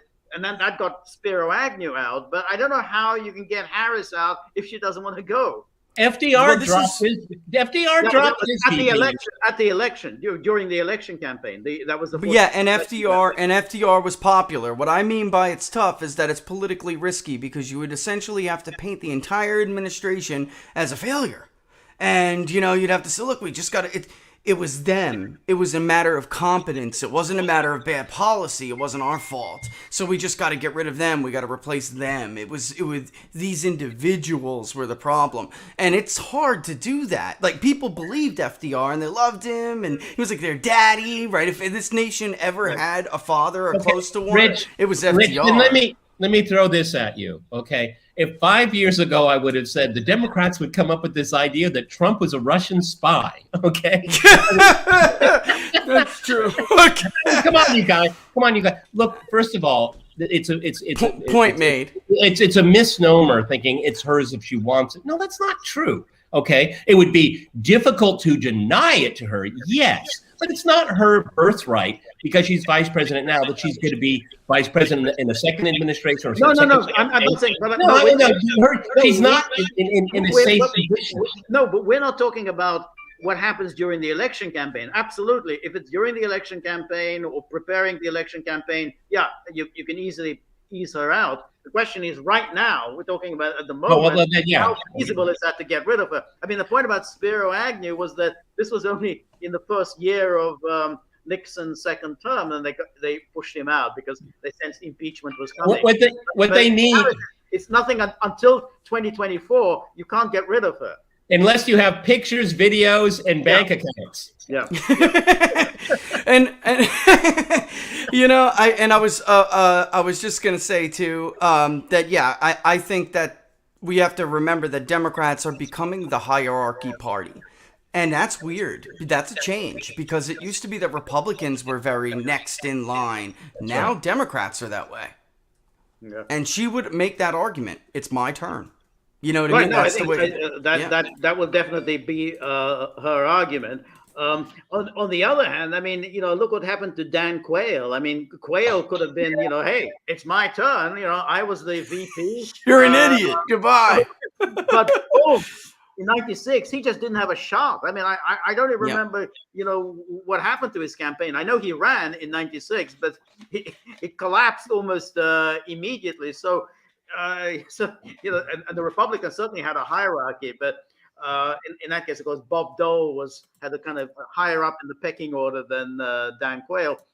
So Harris will undoubtedly make a case, but I think that in 2024, yes, if that's the issue, then they can push her out. But but Biden is essentially so decrepit now, so fading out, so failing at so obviously that you'd have to think the Democrats must be wondering now, hey, we can't possibly go into an election with Biden and Harris on I think the only thing we can really do at this point is put this on a hold. I think we have to wait for the midterm elections. If they get a real shellacking, to use the term of a former president, they're going to have a major reassessment what's going on. But between now and November of next year, I think that they're going to stay the course. They have very few options.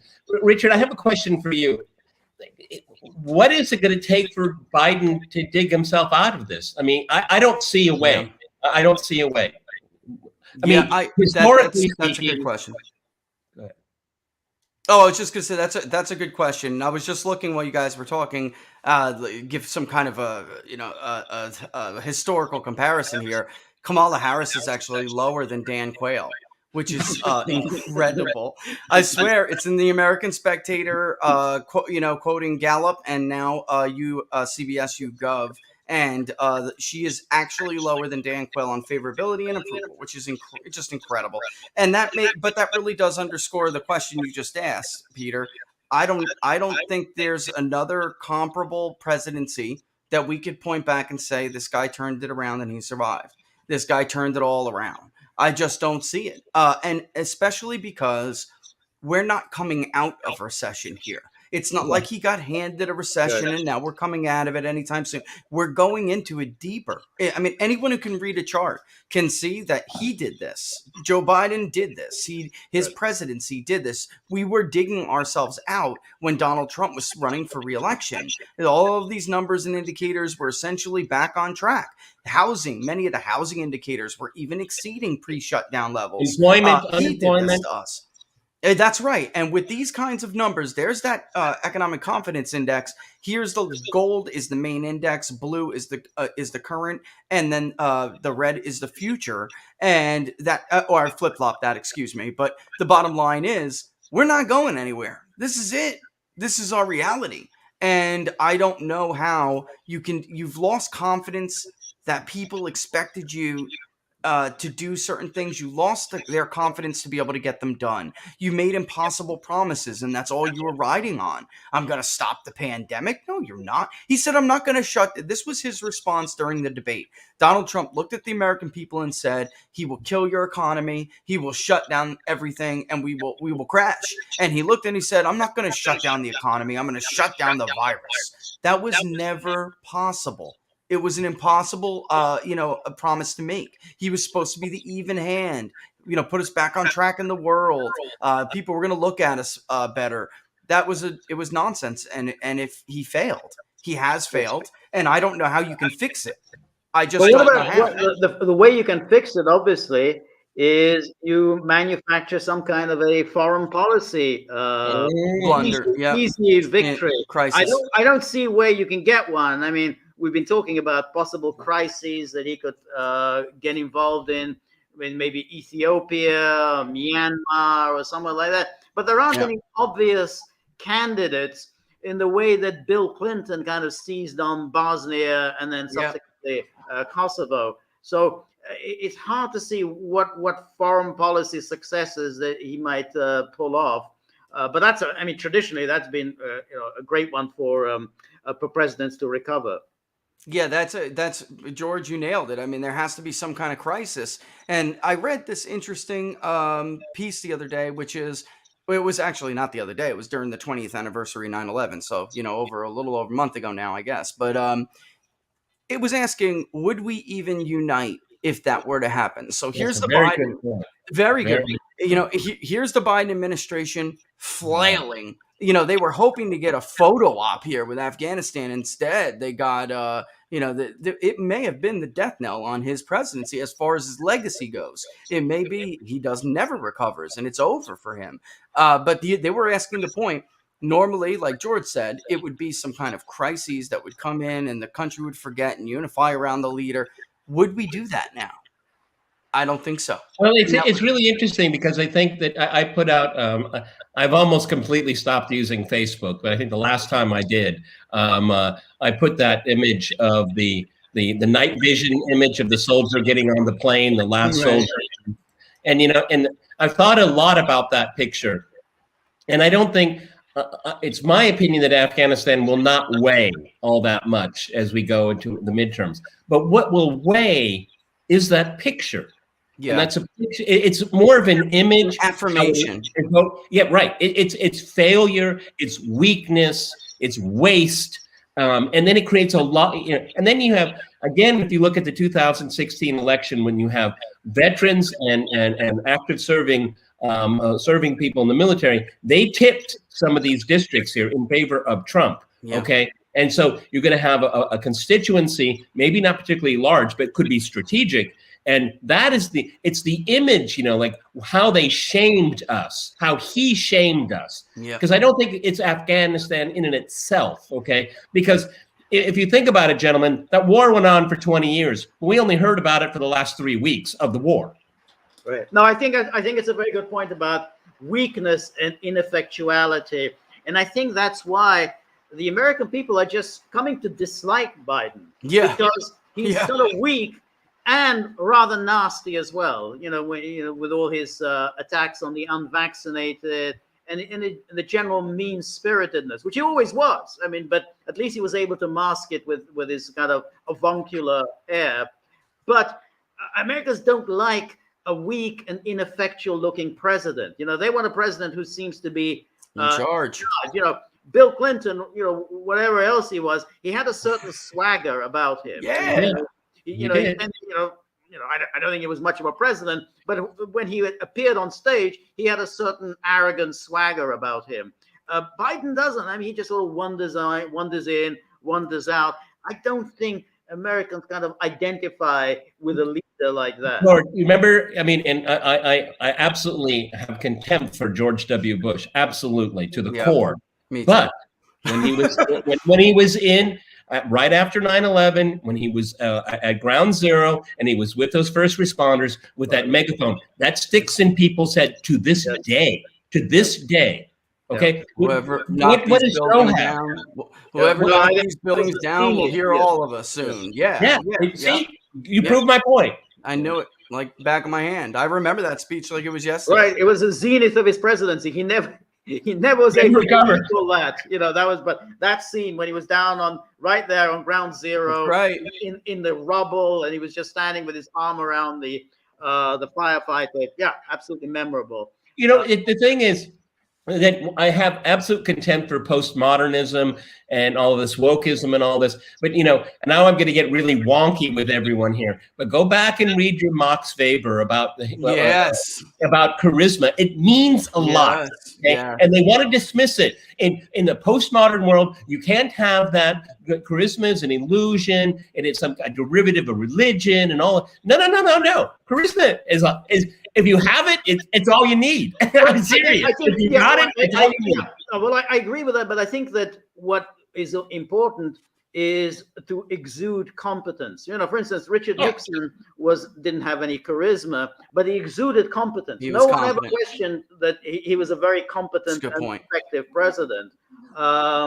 And even George H.W. Bush, God knows, he never had any charisma. He did exude competence, but people, thought, he knows what he's doing.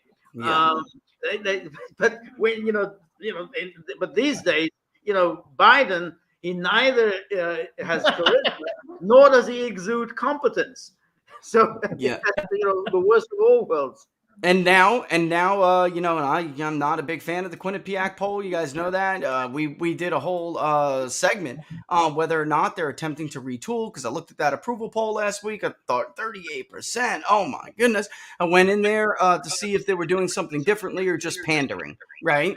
And what jumped out at me is that the bottom line is 55% do not believe he is competent. And that is, even if the Quinnipiac poll is wrong, they're off a little bit. Technically, they lean hardly to the left. Right. So let's assume they're in the ballpark of accurate. The majority never believed Donald Trump was incompetent. They never believed Bill Clinton was incompetent. Barack Obama was incompetent. Down the line, Nixon was incompetent. No, these were competent, whether you like them or not. Maybe you personally didn't like them as their moral values, whatever it may be. But that idea that your president isn't in charge, that your president isn't capable of manning the ship, that's a terrifying thought to even just an average American. And I think that's where Joe is in deep trouble. And I'll read you guys some numbers from our latest poll real quick. I'll just do it real quick, Peter. But the people that they told us won the election for Joe Biden, not the crossover Republican vote, those third-party voters and independents and new voters, this is where they are now on Joe Biden. Third-party voters, only 9% told us they strongly approve. Somewhat approve was 19%. So he's at 28% with third-party voters. And real true independents, he's at about 36. I don't know how you undo that. And these are the people that swung to you, supposedly, that gave you the election. How now do you convince them that you're competent again? Wasn't there also the question, do you trust the president? There was this one of these polls had a trust question.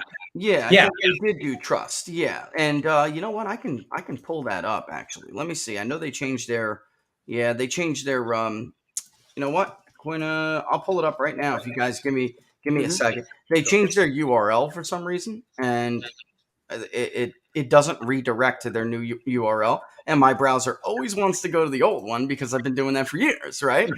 All right, so download as a PDF. Here we go. And I'm going to try to share that screen, okay?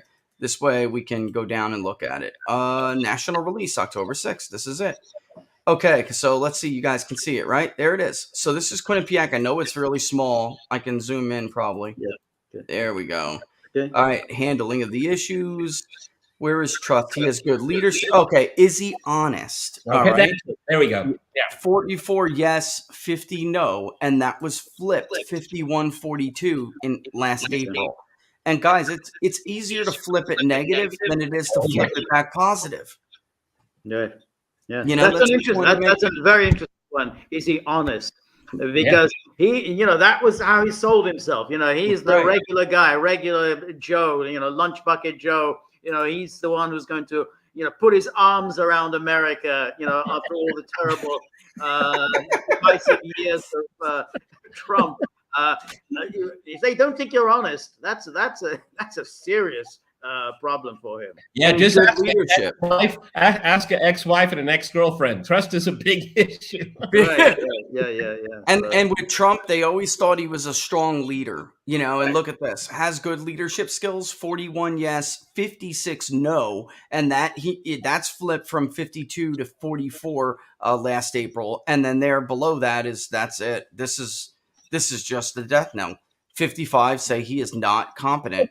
Okay, I got another question here, because the situation we're in is so bizarre.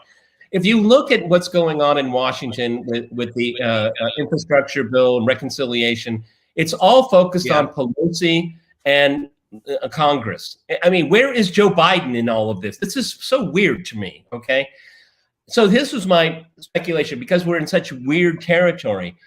Is this really just what they want from this administration, just to get this, and they don't really, they'll figure it out later?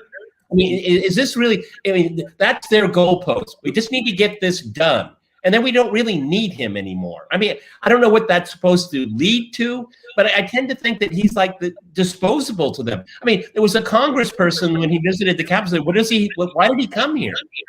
He's expendable. And I think that goes back to what George was saying before, and what I responded. Imagine having this presidency with this like fickle, empty suit. You have no concern about ever getting him reelected, and you could just go, balls to the wall, for lack of a better expression. You could go full bore and throw everything against that wall, and whatever doesn't stick doesn't stick. But you're trying, and you're probably going to get defeated in the midterms. That's history. That's historically what happens. So imagine just accepting that, and then not having to worry about getting the president elected in 4 years. Who cares?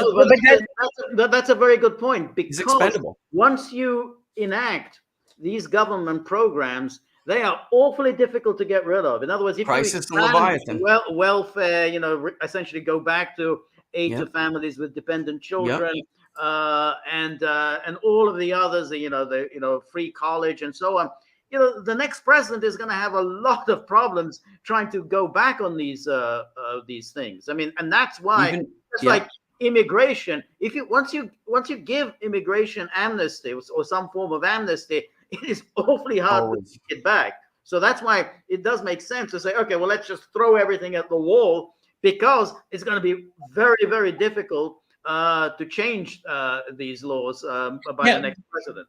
But I think we're going at different trajectories here, but we end up in the same place. My point is that, again, this is very congressional driven. This isn't. I mean, remember Obamacare, and then when we had Hillary care. I mean, it was the presidents were out there, they're pushing it. Okay, but Joe is not really in his own film, as it were. He's not in his own. Okay, and so it's being driven by Congress. They say that we want to serve the president's agenda, but it's not his agenda; it's their agenda. And if they get it, they say, "Well, thanks, Joe, for being around. You were a spectator." Okay, because the juxtaposition would be, I'm old, I'm fragile, I know it, I'm losing it, but I'm going to go down in history, and I'm going to throw everything against the wall, and I'm going to take as much as I want, because I want my legacy. I don't see that. I see Nancy's legacy, Schumer's legacy. I think, to be honest, to be fair, although Obamacare was also not really Obama's project. I mean, that was also a Congress's project. I mean, they wrote that legislation. I mean, Obama didn't even run essentially on healthcare. I mean, that wasn't really part of his platform. But I agree that Obama was actually directly involved in this, pushing it, and we saw Obama being, very active in trying to get that legislation passed. Even though it was actually Congress's they had been pushing this for years. But like Biden, I guess, trying to guess, he probably thinks, hey, well, I'm going to become a hero to all the Bernie Sanderses or the AOCs and all, and they think, hey, this is a guy who made these historic, landmark. But George, I'll be new LBJ. Even though it was Obamacare was corporate written and Congress rubber stamped it, they do still call it Obamacare. That's my point. Exactly. Yeah, but I agree. Joe, it wasn't Obama who actually who kind of fine. I mean, he was the ultimate quintessential empty suit president. Right. I agree with you. Okay, but with Joe Biden,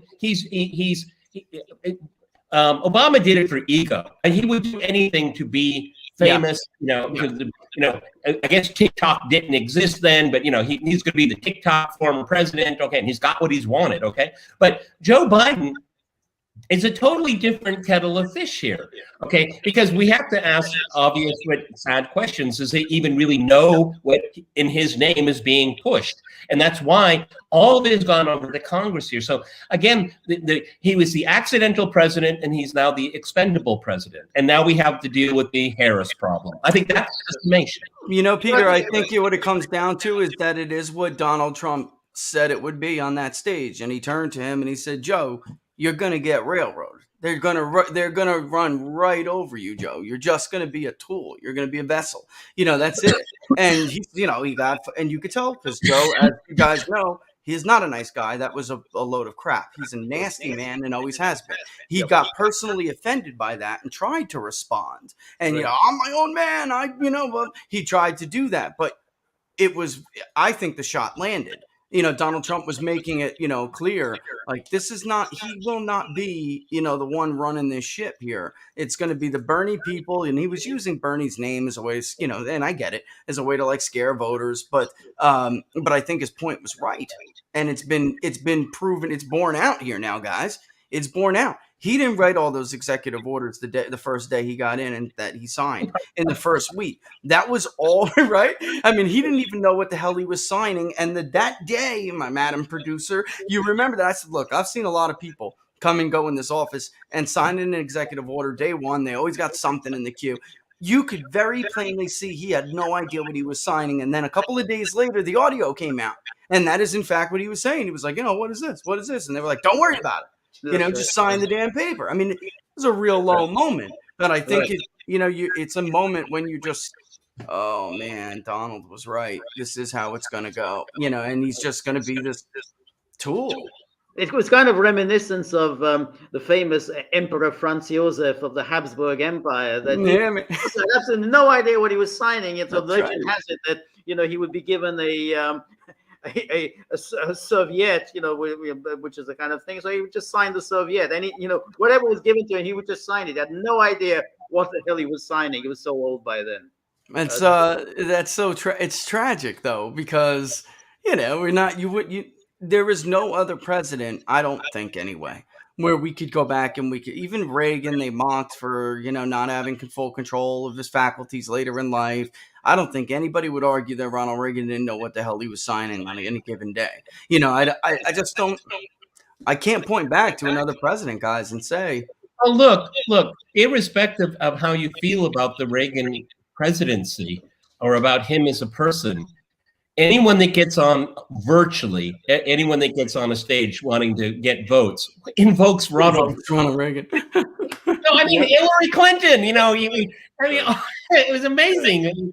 Invoking, the Reagan leadership and all of that. And because at the end of the day, again, irrespective you think of his presidency and his administration, he embodies what people think leadership is. Yeah. Okay.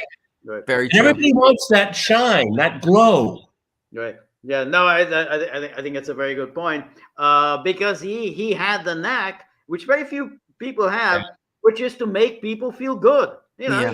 Yeah. He was optimistic. I don't know what he felt like personally. He was an actor after all, a professionally trained actor. But he exuded optimism. So I was like, yeah, I think I really believe in America. And it doesn't say Yeah. He made you phony feel good way. about it. So Yeah. many Republican politicians say, "Yeah, I'm really optimistic about America." That just sounds, like parroting some cliches. But Reagan really looked like, he believes in He America. believed it. Yeah. Yeah. Shining city on a shining hill. Yeah.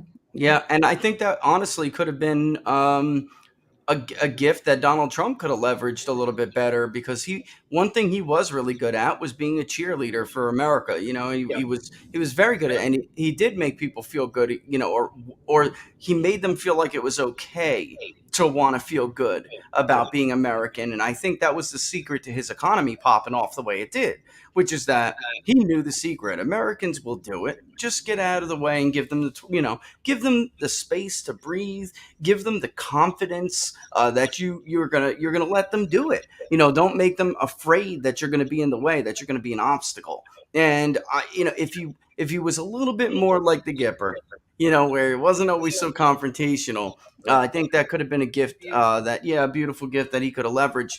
We talked in the final days before the election about the seasick voter, and it was like, the boat was constantly rocking. I would even say, I would even say that it wasn't him rocking the ship most of the time. It was the media and the establishment and the administrative state. That was their intention. And people just wanted the boat to stop rocking, even though they may have agreed with Donald Trump more. He really needed to hold those people's hands and hold their, when someone's throwing up, when you're seasick, what do? You don't slap them in the face and yell in their ear. You hold the back of their head, whatever you do, let them get their, get over being sick and enjoy the party, return to the bow or wherever the party is. Well, right? I mean, you and all of us, our politics is our bread and butter, obviously. Yeah. And George and I, we've seen a lot of presidents, okay, but there's no denying watching a Trump rally was just actually kind of fun, okay? Yeah. I mean, it's an experience that is very, very rare now. And I'm not talking about the content, okay, but I'm talking about the vibe. Okay. And again, all of these, woke people and postmodern, they don't want to talk about those things, but people actually, that's how we interrelate with each other. I kind of like the guy. Okay. Right, I mean, George W. Bush, a very dishonest, incompetent person at times.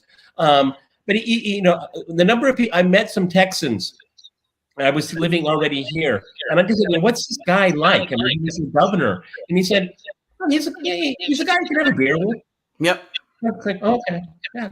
No, and I think if you look at some of those you on YouTube where he does his dancing, he would start dancing with, I think, some Africans and so on. He looked fun. I mean, it looked like a lot of fun. Likeable.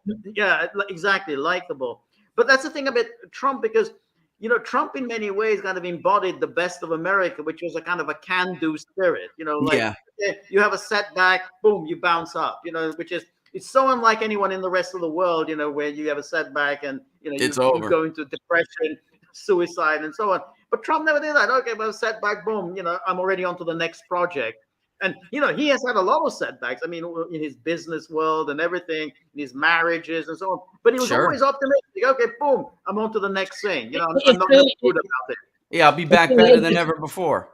It's very interesting because the left over ideologize everything, okay? Yeah. And it isn't. It's like these bills in Congress.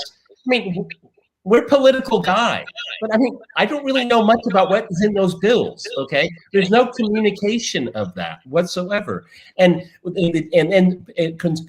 successful conservatives, they can convey a message of hope, of vitality, speaking to you individually instead of this blob. I mean, Biden says, we're losing patience. I mean, what? Who told you to say that? Who the hell do you think you are? Right. Oh my God.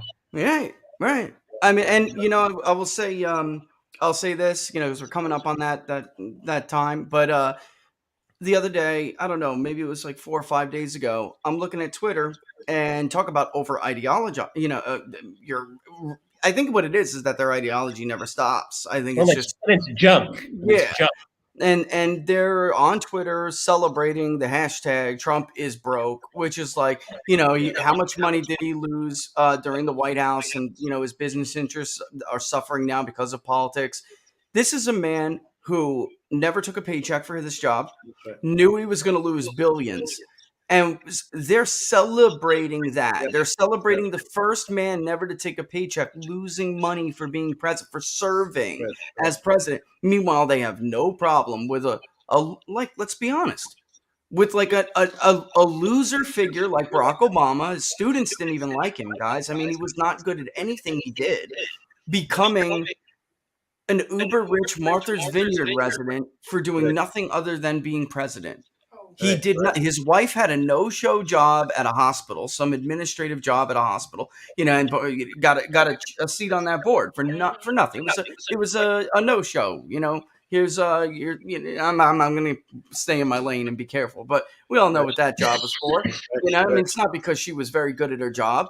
Now he gets jobs at Netflix. He gets this. He gets book deals, which no one would ever get. Nobody buys the books. Nobody reads them. I mean, it's just ridiculous. And you celebrate that and mock a man who refused to take a paycheck because he was well off, well-to-do, knew damn well he'd burn all his bridges with NBC, knew damn well the New York Times, who used to love him, will hate you forever, right?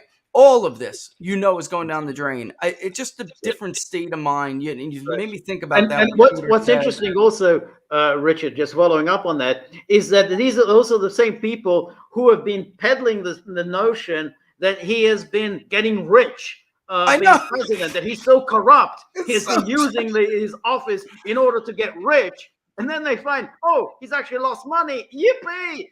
Let's spread a hashtag. What is it? He's actually getting public money to get rich, or he's basically bankrupt. They can't make up their mind.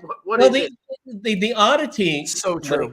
Trump is that all of our politicians today, look at Nancy Pelosi, for example, they use their office, these people have never had jobs. Okay, they're just taking a check from the government.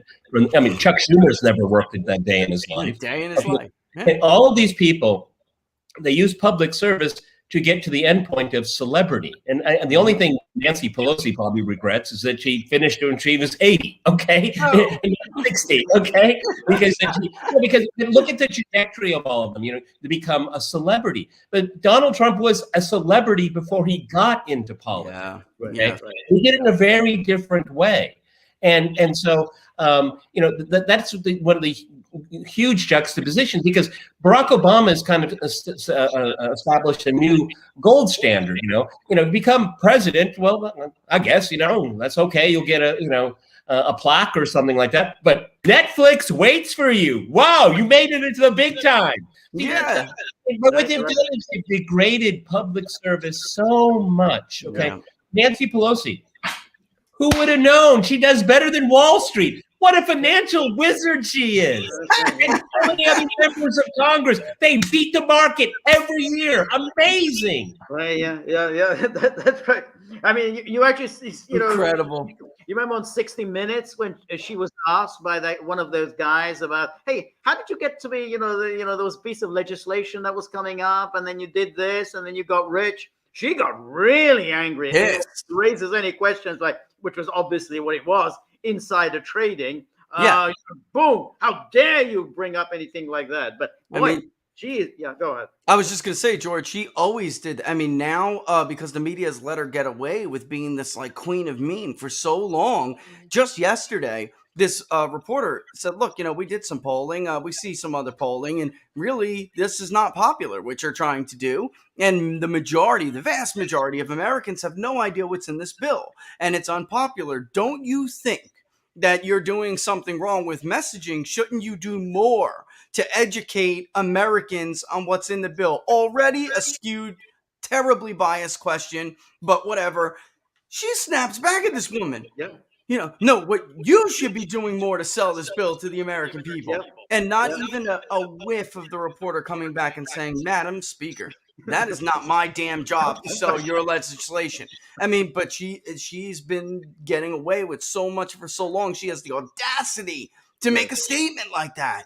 And, like you said, that's a textbook Pelosi response. What you said, I'll never forget that. And the indignation. How dare you ask me about my corruption? How dare you? It's crazy. That's right. Yeah. No, I absolutely. Yeah. But it's interesting also. I mean, I would ask it out of just kind of in awe. It's like, I mean, you really pulled this off. I mean, you are a textbook case of a corrupt politician, and you get to ride into the sunset. Yeah. Way to go. And she will get to ride into the sunset because that's just the way things are. Scotland Yard doesn't prosecute Prince Andrew, and Nancy Pelosi doesn't get charged with insider trading. And that's sadly one question the world for we live in. Richard. Now, this January the 6th commission is going to report, I imagine, sometime early next year. Do you think Pelosi is going to use that for a third impeachment of Trump? Yeah, I think they will do whatever they have to do. I really do. I believe that wholeheartedly, and I also think that they're going to use it as a pretext to. They don't have a boogeyman anymore, right? So Afghanistan's over. Ladies and gentlemen, you are the next domestic terrorist, okay? I hope you know this is coming because this is it. This is the moment where they use the same term that they use for Anwar al-Awlaki to describe a parent who is upset with a school board meeting, all right? So it's coming to a town near you, coming soon, all right? And I think that impeachment was supposed to derail Donald Trump's ability to run ever again. That's why would you impeach and try to convict a civilian? He's gone. The only reason you would do that is to make sure that he is barred from running for office ever again. Yeah, but is she going to do a third one? Do you think there's going to be a third one? Yeah, I think before the midterms, in other words, sometime next year, they're going to do it again. I think that what reduces their ability to do that is that the FBI has already told House Democrats that there's no link to Donald Trump, and that they wanted that link. They wanted it, but I don't know how now you can use his words alone, even twisting them, because for those of you who don't know, Nancy Pelosi made that up. I have to agree with George. They're going to find something, okay? Yeah. George, what would we call it? If they can, we'll call it the Cromwell effect, I mean, he's dead already. Kill him again. Dig him up. Yeah, that's right. Yeah. And absolutely, they will do whatever it is they can in their power. I mean, no, don't get me wrong. I'm just saying, as far as being able to use Donald Trump directly to tie him directly to what happened, the FBI made that tougher for them. And I'm not sure that was supposed to get out, frankly, because we have witnessed them do what? Adam Schiff fabricated an entire conversation in Congress, on the floor, and during the hearing. The New York Times, MSNBC, and CNN edited 500 words of a transcript to make it look like Donald Trump said something he did not say. I mean, we could go on myriad examples of these people fudging the record on purpose, obfuscating timelines, deceptively editing videos, deceptively editing transcripts. They don't give a damn. They'll do whatever it is they got to do. But I don't think the FBI was supposed to let the cat out of the bag that there is no tie to Trump. What they'll do is probably try to tie him to all these Republicans, like you saw happened with what's his name, with the McConnell's old fixer. Right? And by the way, that didn't come up in those reports about that guy being indicted because they don't want you to know that is McConnell's go-to dirty guy. Like when McConnell has something he wants to do that's not on the up and up, and he needs to call a political fixer, he calls him. And the guy hides out in the hills of Tennessee. I'm not kidding. And that's where he spends his time. I've spoken to him. Funny as hell. He's a funny ass guy. But man, he's not someone you want to pal around with. A real life Ray Donovan. Okay. Yeah. I mean, he's like everything that they wanted you to think Roger Stone was. And I'm no fan of Roger Stone, but he's like that. Only younger and for the other side. I just think that they'll throw anything they can at Donald Trump to keep the truth is this man terrifies them and always had, you know, and if he doesn't, one of the biggest obstacles in his presidency was that he didn't have infrastructure in his own party that went to bat for him, that supported him. And they're terrified that this could happen in 2022. You saw that, I don't know, maybe you didn't, but the New York Times opinion piece from so-called moderate Republicans, they're really never Trumpers, losers. Yeah, we saw that. Oh yeah, we did a gaggle on that. You know, the one you with, saw you did a gaggle on it yeah, too? what's her name? There was a woman from the 1990s, Christy Todd Whitman. Yeah, they know they're going down, guys. And so this is their flailing on the way down. Now imagine if Donald Trump had Joe Kent in Congress instead of Butler, right? Imagine, I mean, we could just lay it on the line. Imagine if Donald Trump had Ted Buck instead of Richard Burr, right? And he was in charge of the Senate Intelligence Committee. And down the line, I mean, we could just keep replacing these people. You know, the Liz Cheney wasn't her, it was somebody more pro-Trump. Imagine if Herschel Walker is there instead of Raphael Warnock or Kelly Loeffler or David Perdue, you know, a bunch of pushovers all on Team McConnell. And imagine if John Thune isn't there one day. I mean, this is a very different world then. And, you know, instead of Bill Barr, it's John Ratcliffe at the Department of Justice. I mean, oh boy, think about that world for them. It could get very uncomfortable. And That's a very good point. Yeah, the administrative state would keep fighting. I have to take my dogs out, or else I'm going to have a mess. Yeah, it's all right. It's 1:10. Let's wrap it up. Real quick, Peter, people want to know what's your puppy's name and that your puppy should have a bow tie that matches you. Did you hear that? What's the puppy's name, real quick? And they think that he should have a bow tie like you. He does on the Gaggle merchandise store. Okay. Great plug. All right, I'll let you guys go. His name is Buddy. Yeah, Buddy. Everybody that watches the Gaggle know this is guys. Buddy. Check it out at thegaggle.locals.com, and then you'll learn all about Buddy. All right, you get to know him intimately.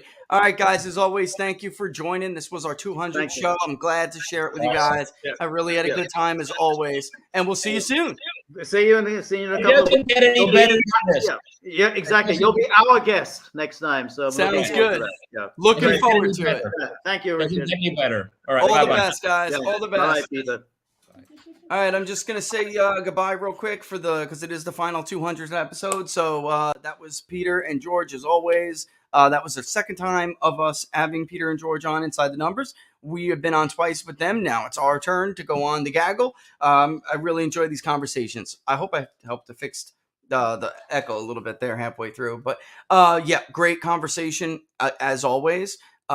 Really interesting with the Taiwan stuff, by the way. I don't know if you guys missed that. You should go check that out because, you know, China is in a bit of a jam. It can't go too far too soon. Otherwise, it could upset the apple cart. I want to talk to locals about this race in Iowa. There's we can drill down on some of these numbers, especially in Jasper. That New York Times article that I ended on with Peter and George, that opinion piece, we're going to support Democrats and we may fracture into a third party. You are a nothing, and I can prove you are mathematically irrelevant in places like this. The Mitt Romney, never Trump wing of the Republican Party, if they even call themselves that anymore, they shouldn't, because they voted Democrat now for 3 state cycles. So who gives a damn about them? I digress. Cannot compete in the Midwest. The Mitt Romney wing of the Republican Party, the never Trump party, cannot compete in the Midwest. The Northeast is extremely liberal. The West is getting bluer as the day. The South is the Republican home, although they have to defend 2 states, Georgia and North Carolina, every damn year. Do you think it's wise to abandon the Midwest? There is no other region to go to. Mitt Romney couldn't win New Hampshire. He couldn't win Connecticut. He couldn't win Maine. He couldn't win 2nd Congressional District. He couldn't win anything. And neither will any of those chodes. Christy Todd Whitman, whatever her name is from California, Rick Wilson, and his friend who likes to play with little boys. They can't win diddly. And their guy right now couldn't get elected as dog catcher.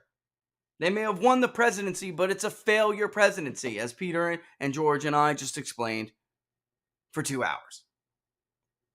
So I want to go over it a little bit more on locals because there is actually some really good comparable data to show you. This place was not some red shift that was going to inevitably move to the right. No, it wasn't. It moved to the right because Donald Trump pointed that party in that direction. And they stole those voters from Barack Obama's Democratic coalition. And the only way they can get them back, Democrats can get them back, is if you listen to those idiots and their friends who like to touch little boys. In case I didn't repeat that enough. All right, so with that in mind, keep an eye out for it because I'm going to do a little Locals Live on it. Again, thanks so much for Peter and George from the Gaggle joining. If you haven't checked out their show, The Gaggle, it's really cool, especially if you're a foreign policy nerd like myself. It's really cool, but they do talk about a ton of other things. Like, look, they did a Gaggle on that opinion piece, just like I did a Locals live stream on it the other day. But keep an eye out for that Locals live stream. We talk specifically about one county in general and get a little bit more into the numbers. That race is important. Nobody's going to talk about it. They're not. No. So it's up to us. They'll talk about it if Republicans lose a special. That's it. All right. But for right now, it falls on us to explain what it means in the greater context. True story. Love you guys as always. Thanks so much for 200 wonderful growing episodes. All the shares, all the likes, all the rumbles, all the hearts, all the super chats, all the stickers, all the whatever. All the support. Word of mouth, sharing, links, your time, your engagement. Yes. Your community. Yes. We very much appreciate it. And of course, the best way to join the community is right there in the corner, right there. peoplespundit.locals.com. peoplespundit.locals.com. You'll notice we will be sharing more of the Rumble videos as time goes on and replace it with YouTube because Locals, number one, technologically, it makes more sense to have a partnership. Number two, YouTube is YouTube. We shouldn't even call them that anymore. The digital Eastern Bloc, formerly known as YouTube. All right? So with that in mind, we're out. Like trout. Deuces. See you on Locals real soon.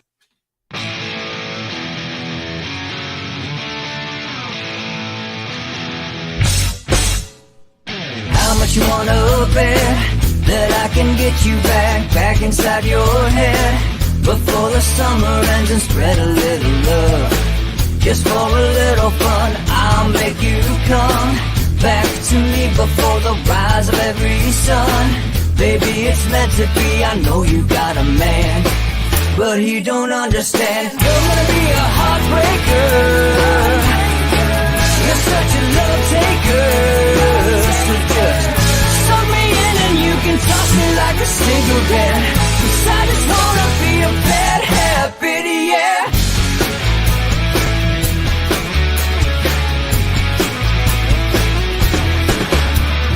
Rhythm in our love, it's impressive, excessive. You can't make this stuff up. My chest beats, it's restless, wakes the neighbors up above. Yeah, baby, come and show me love. Baby, come and show me love. Because you're gonna be a heartbreaker. You're such a love taker. So just suck me in and you can toss me like a cigarette. 'Cause I just wanna be a bad habit, yeah.